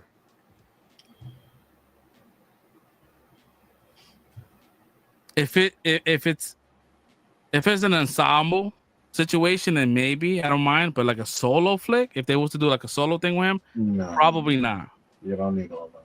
Yeah, because it was like a party trick. You know what I mean? But we got him at spurts. You know what I mean? Like that. I don't know if that would be too much. If it'd be like kind of like a reoccurring joke. You know what I mean? Mm-hmm. But he did his thing though. I liked him. So I don't know what they're gonna do, but I'm sure MCU. I'm sure Kevin Feige wants to move away from like legacy characters moving forward with the whole like not rebrand, but the restructure of what's happening. So he won't be. He doesn't have to be bogged down with legacy characters. You get fresh blood, and you build off that, and let those characters become legacy characters in the future. Like people are gonna want those characters to show up again in future projects. You know what I mean? Like always have their best anyway. Yeah, like you make a new Patrick Stewart. You know what I mean? Like you may not be Patrick, but just shepherding a new actor into that role. James McAvoy, whatever it is. What else? Yeah, Ryan Coogler's Sinner trailer. Funny enough, I did not watch this trailer. I did not watch it. I'm already sold on the trailer. I watched it just before the show, and I was just like, yo, this looks something. Bro, what up, bro? I'm sold on the movie already. I don't need any more because I feel like with that kind of movie, because it's kind of like a smaller scale, I just don't want them to give up too much information. But I do have it queued up. I'm gonna watch it with y'all. I do have it queued up, so let's go. Everything we knew already is in the trailer. You're not going to be spoiled with anything. They basically confirmed what we knew, so I'm sure there's a lot more to come. All right, that's funny. This is Sinners trailer 2. We've been gone a long time. We back now. You twins? Nah, we cousins. There are legends of people with the gift of making music so true. It can conjure spirits from the past and the future. This gift can bring fame and fortune. Will somebody take me in your arms? But it also I like that can shot. pierce the veil between life and death. Listen here. This ain't no house party. Shit. Y'all ready to drink? Y'all ready to sweat till y'all stink? You want some? You keep dancing with the devil. Careful, boy. You gonna bite off more than you can chew. One day he's gonna follow you home. We got us a problem, y'all. What the hell going on? Man, don't we heard tale of a party. This world already left you for dead. I can save you from your fate. You don't need no saving. Yes, you do. And you are? I am. Your way out. Don't cry. It's all better now. Yes, I lied to you. I don't believe in magic. Ghosts, demons. Oh, he doesn't make it. Just power. Somebody please take me.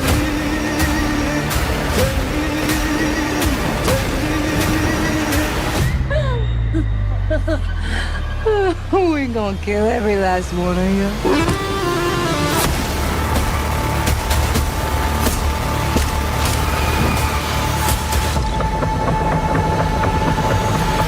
It's my favorite scene, bro. Yeah. I ain't mean to scare you. Thought y'all done forgot about me in here. Come on, open the door, let me on out of here. Stay. It's you? Of course it's me. Open the door. That ain't your brother.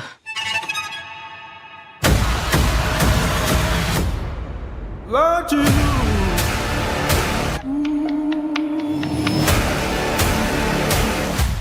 Yo, smell anything? I think I shot myself.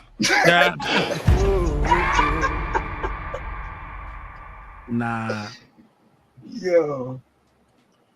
That was fire. Yeah, that shit gave me goosebumps, bro. That shit was too loud on my headphones. That shit was fire, bro. It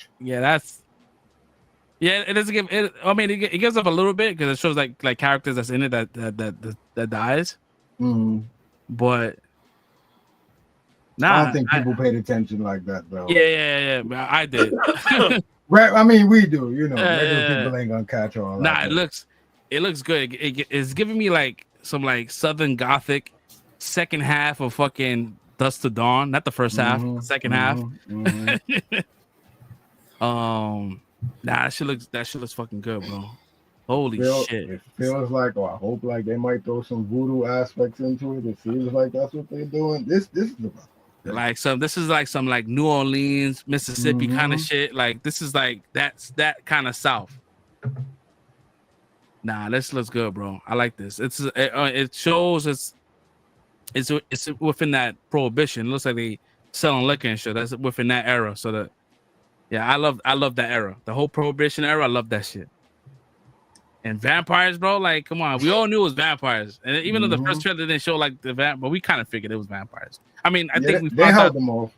Yeah, it looks dope. Damn. When this shit comes out, March? Jeez. Whoever cut this trailer, bro. Just what I'm saying. And shout out again to my man Ludwig Göransson, bro. Like, yo, these two together make magic, bro. That score for that trailer alone is, I know this movie's gonna be sick, bro. Yeah. And I like again when you do like timepieces, when you keep the music within that timepiece, it keeps me in the movie. Like it's gonna be, I hope there's no like modern music to it. Like just keep it within that time period. I love it. Just think about what he did with Talo Khan and Wakanda Forever, bro. Like this dude gets very specific when he gets into genres. Yeah. Bro. I love this dude as a composer. I fucks with Ryan Coogler, bro. He has like, it's almost like he has the same exact speech impediment that I have as far as stuttering and the way he kind of explains certain things. Like we have similar cadence when it comes down to like explaining ourselves. But I love that his mind is so like creative. It's just like out there, and it's just he has these people that have a lot of money that's willing to invest into his projects and letting him do what he wants to do. I love that. I love that shit. Yeah. Listen, I don't need a Blade movie, bro. I don't need a Blade movie, bro. To be honest, bro. I don't need a Blade movie. I did see the trailer to Jonathan Majors magazine Dreams. That looks crazy too, bro. He's gonna hopefully he doesn't get a snub next year in the Oscars. If it is, because I'm hearing that it was well received. And they've been saying that for a while though, before we even got to see this. Yeah, it was like talking about it. Yeah, this movie was like almost 2 years. So like this movie was supposed to come out last year. And with the whole situation, they pushed it back. They shelved it actually. It was not even gonna come out, and they decided to find, I guess when the allegations came back that he was, it was dropped, then it was like, all right, let's start pushing this movie out. Because this movie has like, from what people are saying, that it has It is, yeah. It has. I understand why. Yeah, I understand why they wouldn't have wanted to do that. That's not even a bad decision in my eyes. Because if you see in the trailer, he is dealing with a white woman, and I heard early too that it gets aggressive or domestic in some type of way. So I understand why they would have wanted to hold this back. It's all of that, despite us not seeing that in him being described that way. But yeah, that was bad optics at the time. Let's give it You a have to do something big and important, or nobody will remember you when you're dead.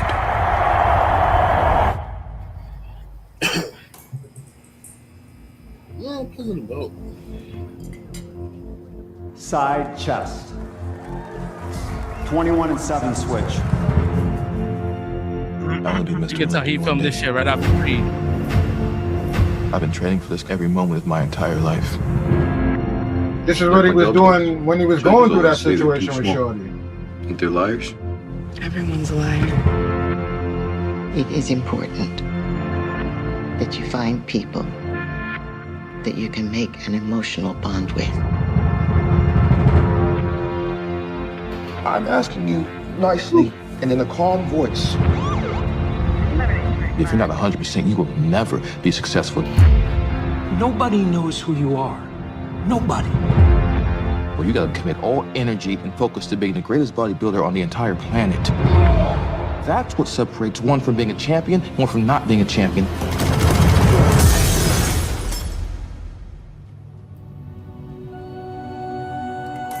Hey guys, helium is here. Current eyepiece. No! That's how we feeling when I do reviews.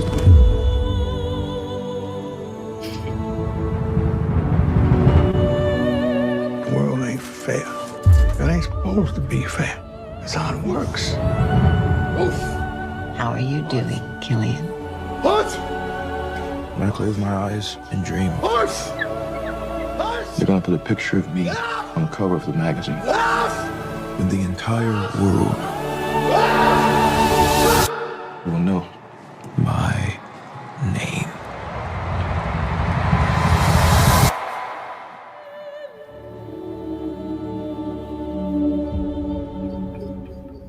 Oh man, had the Kang Hut.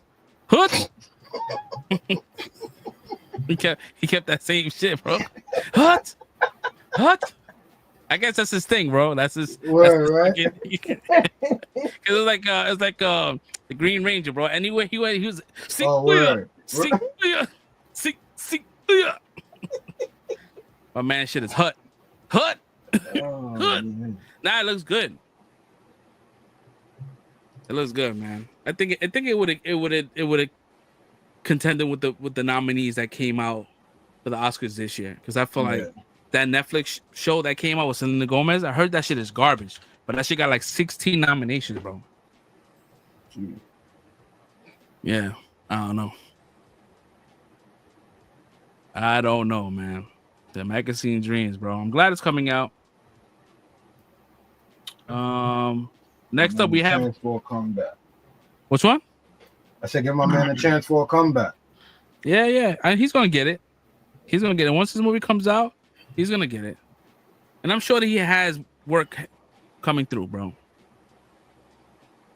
There's execs out there that probably got accused from a lot of shit, and they understand his pain, bro. They understand the situation that happens, bro. So he's gonna have some sympathizers out there in Hollywood.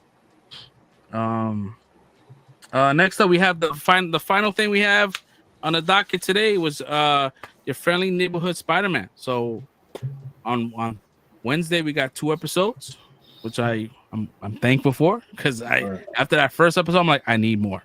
I need more. I wish they all came at the same time, bro. This is looking crazy.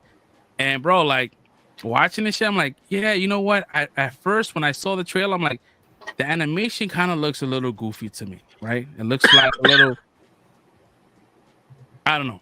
I like the animation. It looked very, they kept like the comic book style. I really enjoyed that. I liked it after the fact when I watched it in full, like without trailers. Like it's different. It kept the same pace. When it kept the same pace, and then it made sense to me, like the frame rate. But yeah, it looked fine. I had no issues with it. The comedy was good, the acting was good, and just the overall like, this is a parallel universe to the MCU. It's parallel universe. Like they did beat for beat with the whole, you know, Civil War scene. They were slick with a couple of them. Yeah. And I like that because once I saw him grab the fucking DVD player, I'm like, wait, he had a DVD player in the fucking in Civil War. I'm like, is this? And then I saw the car. I'm like, whoa, holy shit! When I saw the car, I was like, wait, they wilding, bro, really? And they did a scene by scene. Word. And I'm like, that was pretty cool. That was cool. Having Norman Osborn, you know, they definitely held off on the whole identity until after that fact because he didn't tell him then, like he knew who he was. But yeah, that was pretty dope. Even the fact with the whole Doctor Strange at the very beginning was like, yeah, we're not supposed to be here. Yeah, I was like, what's happening here? And then the spider comes from that dimension. Like it's kind of like the whole Miles Morales situation. Like that spider wasn't supposed to be there to bite him. So is he like an anomaly as well? Like what's happening? That spider didn't come from his universe. This is all like, oh shit. I don't know. I'm tired of talking. What about you guys? How did you guys like this episode? I mean, the first two. I really enjoyed it. Yeah, I saw it. I really enjoyed the episodes. They were a lot of fun. But I didn't realize until when Stephen Strange said, we're not supposed to be here, that it was supposed to be like a different universe. I thought it was supposed to be like the pre-story to before Stark recruits him. So that was the plan originally. It was supposed to be a prequel to No Way Home, but then the showrunner's like, nah, let's not do that because I don't want to be like confined to the MCU's his introduction to other characters and shit. Right. So when I was watching, I was just like, where's Ned? I was like, I see like all these other characters. I was like, where's Ned at? Who are these other characters? And then I was like, oh, okay, this is a different universe. Okay. That all makes sense. And it, so I was able to unattach that to that universe and really really enjoy it. So that was pretty cool. I'm looking forward to like next episodes. Yeah, I like the fact that it was like a lot of people like, oh, look at that guy. They changed, Flash Thompson to this dude. I'm like, he was not even Flash Thompson. And my man was fucking a younger version of Tombstone, bro. I was like, oh, that is crazy, bro. Yeah, my man Lonnie Lincoln. I was like, oh shit, they doing Tombstone? Like, oh nah. Then they followed him into his family. I'm like, oh shit, they doing that? Like side character showing his journey home and all that shit. I'm like, oh shit. But his family's totally different from what the comics. He's not Tombstone the way we think. He comes from a loving home, bro. right. Fresh Prince, man, what's your thoughts on it? Yeah, I enjoyed it. I was trying to make sure I didn't, because I took a lot of notes on what I liked, so I didn't want to double up on everything you said. Nah, say what you gotta say, bro. The opening was fire. Like I was with it from then.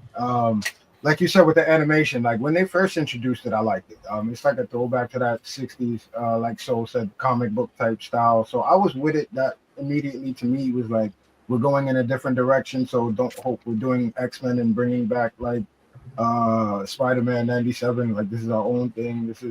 And like I said, they did a good job of also, like he said, making us feel like it's a prequel to Homecoming. And then it's like, because even with the bus situation, that's when I started feeling that way. The bus situation, and like you said, it's on the DVD player. Yeah. And so when he got home and that whole show, I really liked that. But even before that, like the opening with Doctor Strange, I thought was cool. I didn't get to look it up. I forgot to do it, but I don't know if that was Benedict Cumberbatch or not. If it was, cool. If it wasn't, shout out to whoever did that, because it sounded just like but that was cool with the opening. Was that real quick? Was that a Venomized Craven? That's what I thought it was. You know what I'm saying? Without getting too deep into it, that's what I thought it was. Oh, okay. But I didn't think too much of what version of Venom. I saw the fur. It looked like that's what I thought too. Yeah. Mm-hmm. That was kind of cool. Like you brought up when they did the whole Lonnie situation, I did not expect it to go that way. Again, they subverting expectations with like you expect him to be the bully or to be the asshole because he's, without spoilers, love triangle, things happen, whatever. And it's like, nah, he's not though. Like you said, he comes from a loving family. He's a cool dude, respects Pete. It's like, yo, that's dope. I love that relationship that they got going on there, and it's genuine. It's natural. It's nobody's putting on any games. It's nothing. I like that. In this universe, the nerds are the bullies. Yeah, like it's nuts, bro. Yeah, shout out to your man Amadeus Cho. Yeah, you got people like that. I like Nico Minoru. I like her and Pete's relationship. That's cool to me. I'm liking everything. For Homeboy said it's not woke. I don't know what your definition is. Like people rocking with it. This is the wokest shit that they've done so far. With how diverse this whole cast is. Y'all bugging right now. I don't know what y'all talking about. But you know what? Stay in that lane because I don't want y'all to mess with what we got because this show is very good. So don't ruin it for me. But I said to somebody else, let's see how long it takes for them to figure out like it really is. But it's like, yo, even that's hilarious.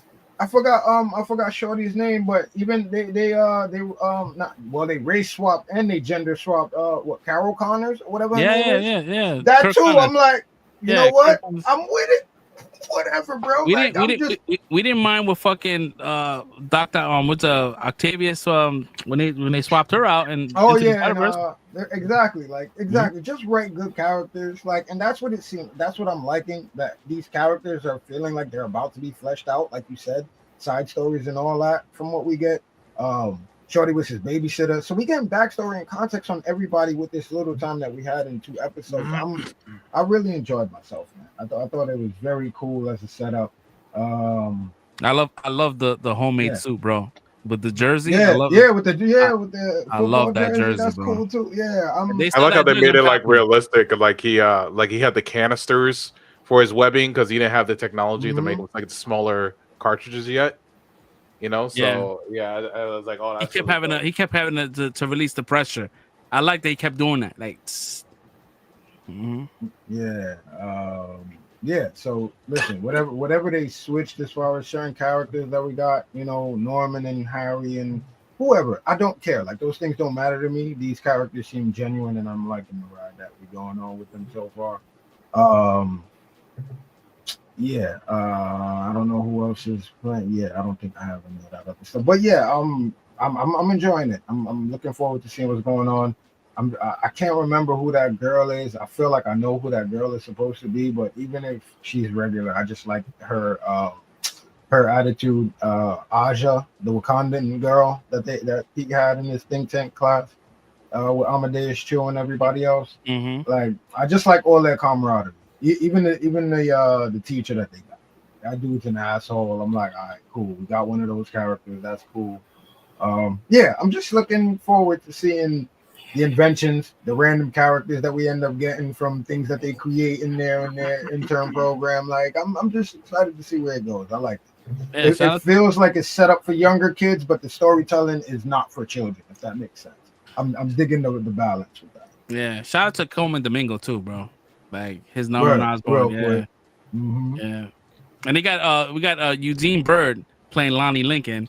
I don't know if you guys know who. Word. I didn't know if y'all. I didn't throw it out there. I didn't know if y'all would know who my man was, but yeah. Word. Shout out to him. And, we should be getting Charlie Cox as Daredevil as well later on down the line. So yeah, we got some interesting things. Yeah, I definitely enjoyed this shit, yo. Red, what was your thoughts on it?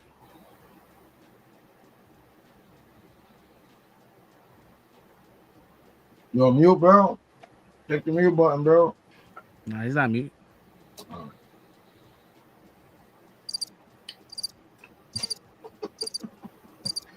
Yeah. Oh, I gotta hit him with the air horns.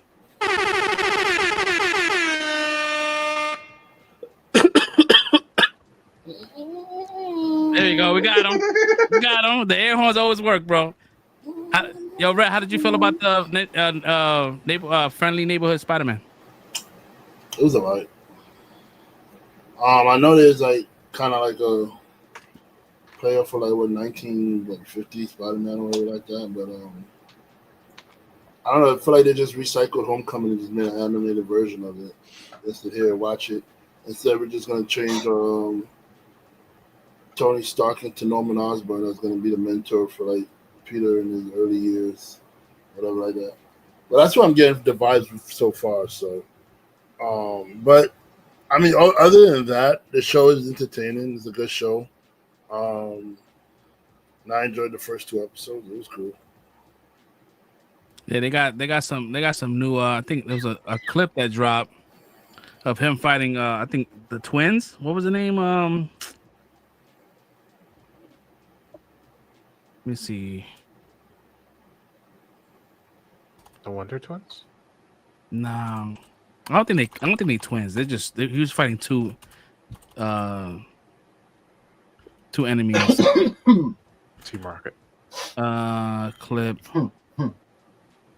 See, this is. I'm looking for one that's. Yeah, I don't think I can find it. It looks pretty dope. That fight scene looks pretty dope. Yeah, I mean, the action scenes in the movie is in the rest of the movie. Wow, the action scenes in the show is like pretty cool. Like the fight scenes. Cool. I don't like the outfit he said. That shit gotta change too, bro. I just remember the outfit, bro. I just thought about that sweater shit gotta go, bro. With the jersey? Hell yeah. Yeah, that shit gotta go. If he's not in a Spider-Man suit by the end of the shit, I'm gonna be. He's working on it. He does as well. That's just the home. That's just his homemade suit. Proto suit. Yeah, but I think in the trailer they show the white suit, which people are saying is the future Foundation suit. I don't think the Fantastic Four is in this. If it is, it's a well kept secret. Let me see. Do I have? I'm trying to find this clip. I don't think it's happening.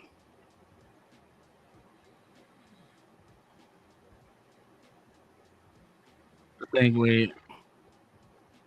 think I found it. Damn, this is weird.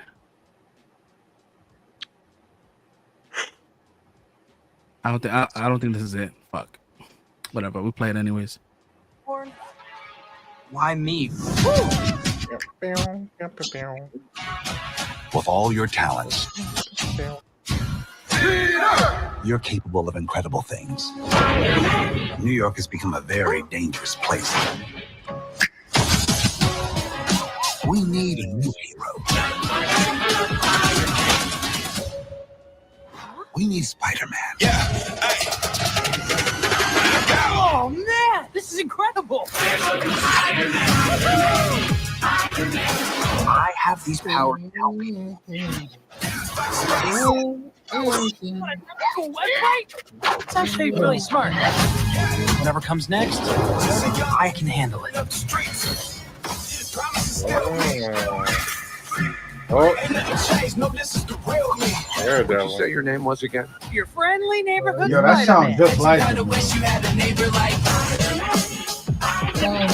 Now streaming on Disney.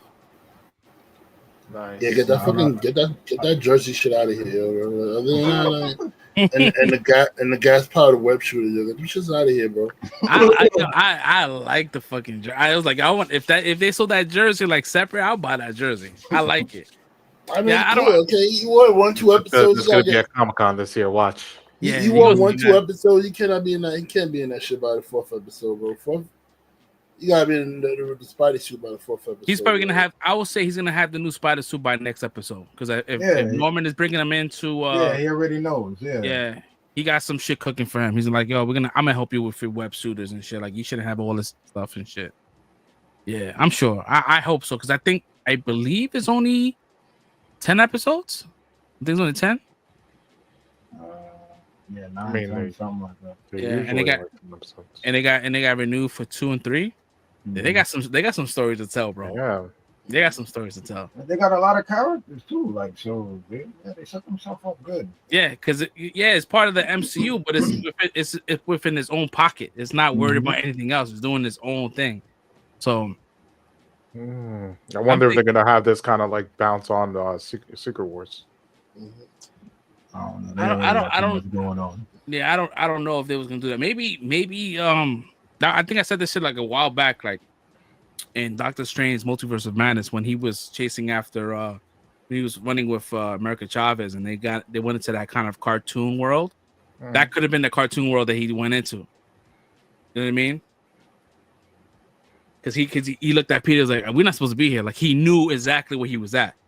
I don't know. But yeah, with the whole Spider. I don't know, man. The Spider-Man, it's cool. I do like the theme song though. I ain't gonna front. The mixture of like the old school Spider-Man song with the a little upbeat, some drums, and yeah, it's pretty cool, man. I like the theme song. Other than that, we're like, I'm nitpicking the show because I'm just like a huge Spider-Man fan, so I want Spider-Man to look like Spider-Man, so that's why I'm just nitpicking the hoodie and shit. But I know he's still like learning his way and stuff, so he'll get there. But like it was a super origin. It was kind of weird to see him get bit by a spider, and Uncle Ben was already dead. You know what I mean? Like Uncle Ben has been gone already. I'm like, oh shit. And then if you notice, the spider didn't die. It crawled into someone else's book bag, and that person picked up that book bag and walked away.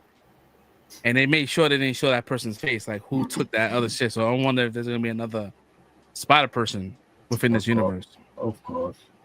And Madam Web. Probably gonna be a few of them. Madam Web. Nah, we don't talk about Madam Web, bro. Yeah, yo, I saw a clip. Universe. I no lie, I saw a clip, and it was talking about the what do you call this? The ADR shit. They talk about ADR when they do ADR.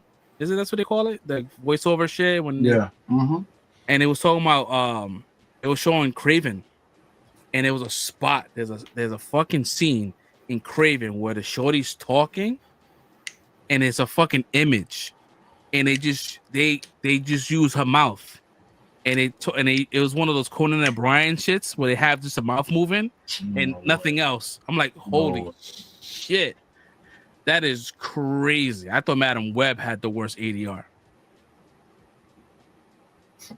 That shit was wild. I'm like, damn. But I'm glad that, you know, Disney is able to kind of like capture this character and do their own thing. Like, I know people love the original ones. I did. I love the original cartoons. But this is something new, something fresh. And it's something new, fresh, but yet it's familiar. Familiar because it has that homecoming situation. But this is like he's not going to fucking Germany to fight Captain America. Like he's not doing that. You know what I mean? So like he's staying within Queens. I don't know. You see, man. Hopefully, I did say, hey, wait a minute, this is Civil War right here. Right? I definitely was watching it. You see the car, Norman Osborn car outside, like, aka the Tony Stark's car outside. Find out she's inside talking to Aunt May. It was all Civil War remade right there in the episode. Mm-hmm. Yeah, but they can play with all the characters, bro. They have Disney could do whatever they want when it comes down to animation. So they got the technology. They got it. So I mean, that's pretty cool, man. It's cool. I know there's a lot of people talking shit that, you know, this is another Spider-Man situation where he can't, you know, do it on his own. He needs another billionaire to help him. I'm like, why do you guys hate? why do we hate this premise? Like, he's a fucking kid. You know what I mean? Like, he's gonna require some help. You know what I mean? If you want to look at it, if it's grounded, right? Like, he needs help. Like, you can't do everything. You know, dude couldn't even come up with his own fucking suit. Anyways, man, I think that's it, man. We went through our whole entire docket, which I didn't think, you know, I feel like it was a lot. I'm like, I don't know if it's 3 hours worth, but we got 3 hours worth, man. Hit that 3 hour mark, man. So we're gonna end it on that note, guys. Again, thank you so much for hanging out with us on this Friday night. If you guys haven't done so, please hit that like and subscribe, hit that bell notification. We go live every Friday night. I'm also thinking about doing something next week. I kind of want to watch all the movies and react to all the movies that has been nominated for Best Picture. So when these movies get selected, I'll be like, whoa, I could see that happening. You know what I mean? Because a lot of the times we see like Best Picture and they win, and like we never heard of the movie ever in our lives. So I kind of want to do that. So I'm thinking about clearing some schedule up for next week and see if we could do that. But yeah, we will let you guys know if that comes about.